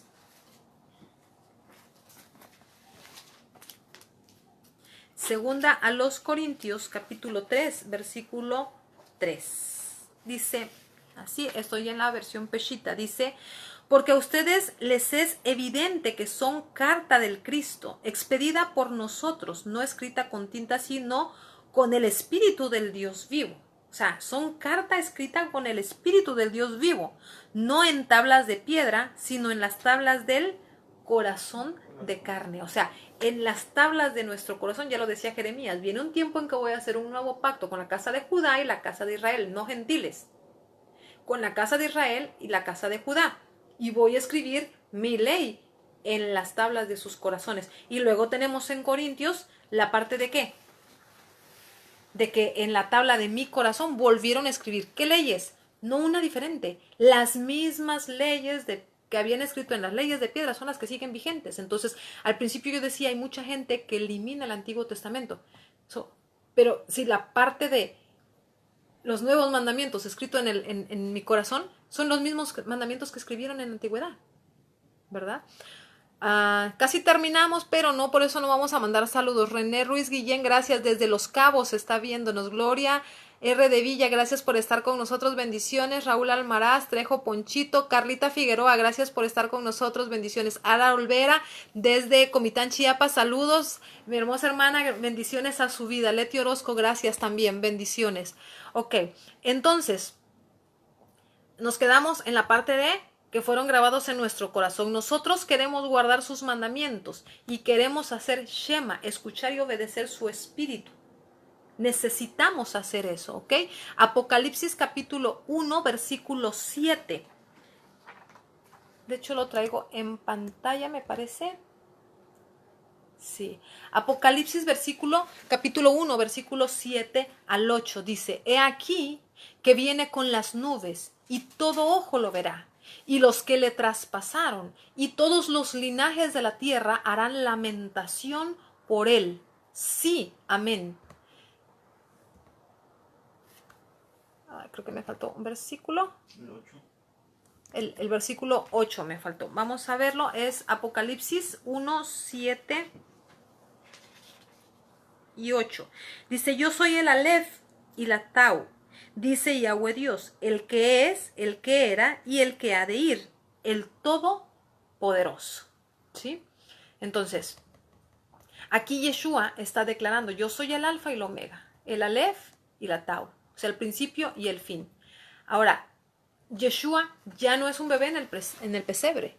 Él hizo la voluntad de su Padre y ahora todo el poder y toda la autoridad y todo el dominio le fue entregado en sus manos. Él va a reinar hasta acabar con todos los reinos terrenales y hasta traer a todas las naciones a sumisión de la autoridad del Creador del universo. Por tal motivo, ¿sí? O como Juan Apóstol nos diría, y lo que viene es la parte importante, cosas terribles, grandes, están por suceder, ¿sí? Y entonces, he aquí la parte de lo que vamos a ver la próxima semana, ¿sí? ¿Qué cosas terribles y grandes están por suceder?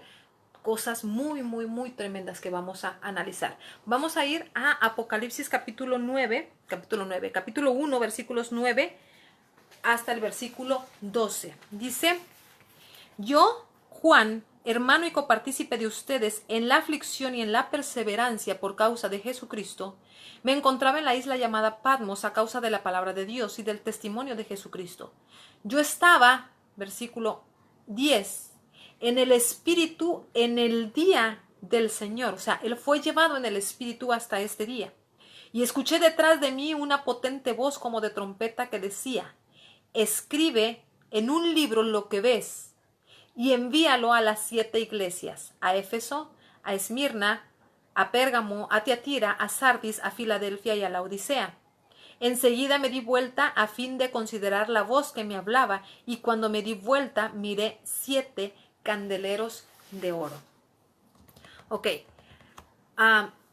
Johanan o Juan Apóstol va a detallar explícitamente o exactamente lo que ve en la visión y lo que se le dijo. Y le dijo, escríbelo y envíalo. Lo que nosotros vamos a ver en el libro de Apocalipsis, que yo sé que mucha gente lo ha leído, pero hablándolo de una forma a nivel de cumplimiento o en qué se basa o a qué se refiere, es más terrible todavía de lo que nosotros imaginamos. Entonces, lo que él va a ver realmente le quita el aliento y le quita las fuerzas hasta de comunicar, porque es tremendo. O sea, yo me imagino. Me dice, una bendición, Yadira Ugarte, dice, una bendición, sus enseñanzas, estoy compartiendo los mensajes a las 7 iglesias y esto me es de mucha bendición. Gracias, bendiciones, claro que sí, Yadira. Es que realmente cuando nosotros empezamos a compartir enseñanzas, cuando empezamos a compartir a otros lo que Dios va a hacer, porque una cosa es tremendo el entender por fe lo que Dios ha hecho, todo el plan de salvación y todo el plan de amor, pero lo que viene es realmente estremecedor, porque yo creo, personalmente considero que la iglesia de Cristo no está preparada para lo que viene. No está preparada ni siquiera para pensar en que pudiera llegar a vivir tribulación. Y yo lo dije hace rato, porque nos han enseñado que vamos a ser sacados, que tenemos un boleto de salida anticipado y que no vamos a vivir tribulación. Pero ¿qué sucedería si nuestra base teológica de un rapto fuera quitado y entendiéramos que vamos a vivir cierta parte de tribulación? Yo sé que va en contra de mucho de lo que la gente piensa, pero inclusive ya tenemos una enseñanza que habla de las 4 corrientes teológicas de la salida de la iglesia. Hay gente que piensa que nos vamos antes del rapto, otros que empezada la gran tribulación, otros que a mediado y otros que antecito del final de los 7 años de ese periodo de tiempo que es de tribulación, que son 3 años y medio, 3 años y medio, que lo menciona Apocalipsis, vamos a pasar por ahí. O sea, mucha gente piensa que tiene un boleto de salida y la Biblia jamás habla de eso. Y hay versículos que han sido adecuados para creer o para entender que sí vamos a ser sacados, pero no es así. Cuando nosotros nos analizamos a la raíz de la palabra, escrituralmente hablando, bíblicamente, teológicamente, doctrinalmente, no tienen una base. Entonces es importante entender, por eso decía yo, dónde estamos parados en la línea de tiempo. Si yo ya no lo voy a vivir, pues va a ser bien tremendo para quien lo viva, pero yo ya no voy a estar aquí. Pero si sí fuera de la gente que voy a estar aquí, yo debería estar preparándome para lo que viene. Ni siquiera a veces sabemos lo que viene, menos que nos estemos preparando. Es como, yo lo he pensado varias veces, como cuando vas en el avión, ¿no? Y te dicen, el chaleco salvavidas se usa de esa manera. Y yo me pongo a pensar, sí, pero mi viaje todo va a ser por tierra. O sea, ¿para qué necesito un chaleco salvavidas si mi viaje es por tierra? Pónganme un paracaídas mejor. O sea, a veces nos preparamos para una cosa cuando el problema que tenemos es otro. Entonces, si yo tuviera un paracaídas y voy a volar o me voy a ir en un barco, pues entonces sí pónganme, o sea, algo que sirva para lo que voy a vivir, para lo que voy a pasar. Nos preparamos para algo cuando yo creo que donde no nos estamos preparando y que sé, por la parte de que cuando tú analizas la escritura, vamos a vivir, porque somos una generación marcada, y si por alguna razón por el periodo de tiempo de vida que está estipulado sobre nosotros no lo vivimos, nuestros hijos lo van a vivir. Porque ya empezó, todo lo de Mateo 24 ya comenzó, entonces estamos a punto de ver muchas cosas muy tremendas. Entonces, es muy tremendo lo que vamos a ver en las siguientes enseñanzas. Y algo importante, aunque los gobernantes de este mundo conspiren contra Dios y contra el Mesías, el Todopoderoso, al final Él se va a burlar de ellos. Porque al final todo el sistema que están tratando de hacer de dominio global son incinerados delante del Mesías, enfrente de sus propios ojos. Al final dice la palabra, toda rodilla se va a doblar, pero todos aquellos que hoy sirven a Satanás, consciente o inconscientemente, porque hay gente que son satánicos, brujos, hechizos, todo eso, que conscientemente sirve al enemigo, pero habemos, de repente, pudiera haber gente en la iglesia, que Cristo lo dijo, hay mala hierba. O sea, todos nos considerábamos como santos en la iglesia, pero la realidad es que no todos son santos en la iglesia de Cristo.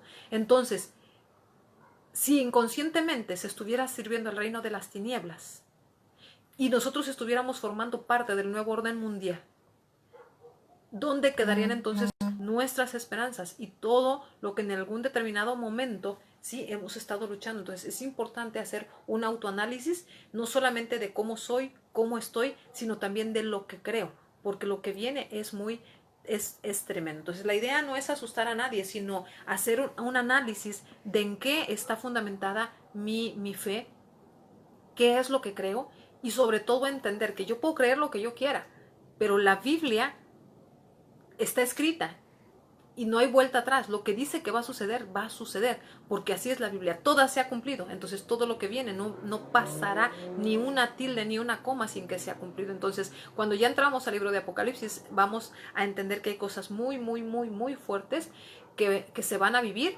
y que hay pueblo de Dios que va a estar ahí, que no van a ser los que fueron dejados atrás antes del rapto. Entonces he ahí la parte importante de por qué conocer, ¿no? O por lo menos darnos la oportunidad de decir, a ver, espérame, en lo que yo creo, ¿tiene base o no tiene base? Muy bien, pues hasta aquí vamos a terminar el día de hoy. Yo lo invito a la próxima semana para que nos acompañe. Vamos a entrar ya de lleno en lo que es el libro de Apocalipsis. El tema que vamos a estar viendo, creo yo, muy probablemente va a ser quiénes van a salir vivos el día del juicio, o quiénes van a sobrevivir al día del juicio. Es un tema bastante interesante y bastante fuerte, pero es importante, ¿no? Es importante hablarlo, es importante enseñarlo, es importante compartirlo. Y de hecho, una felicitación, Yadira Ugarte.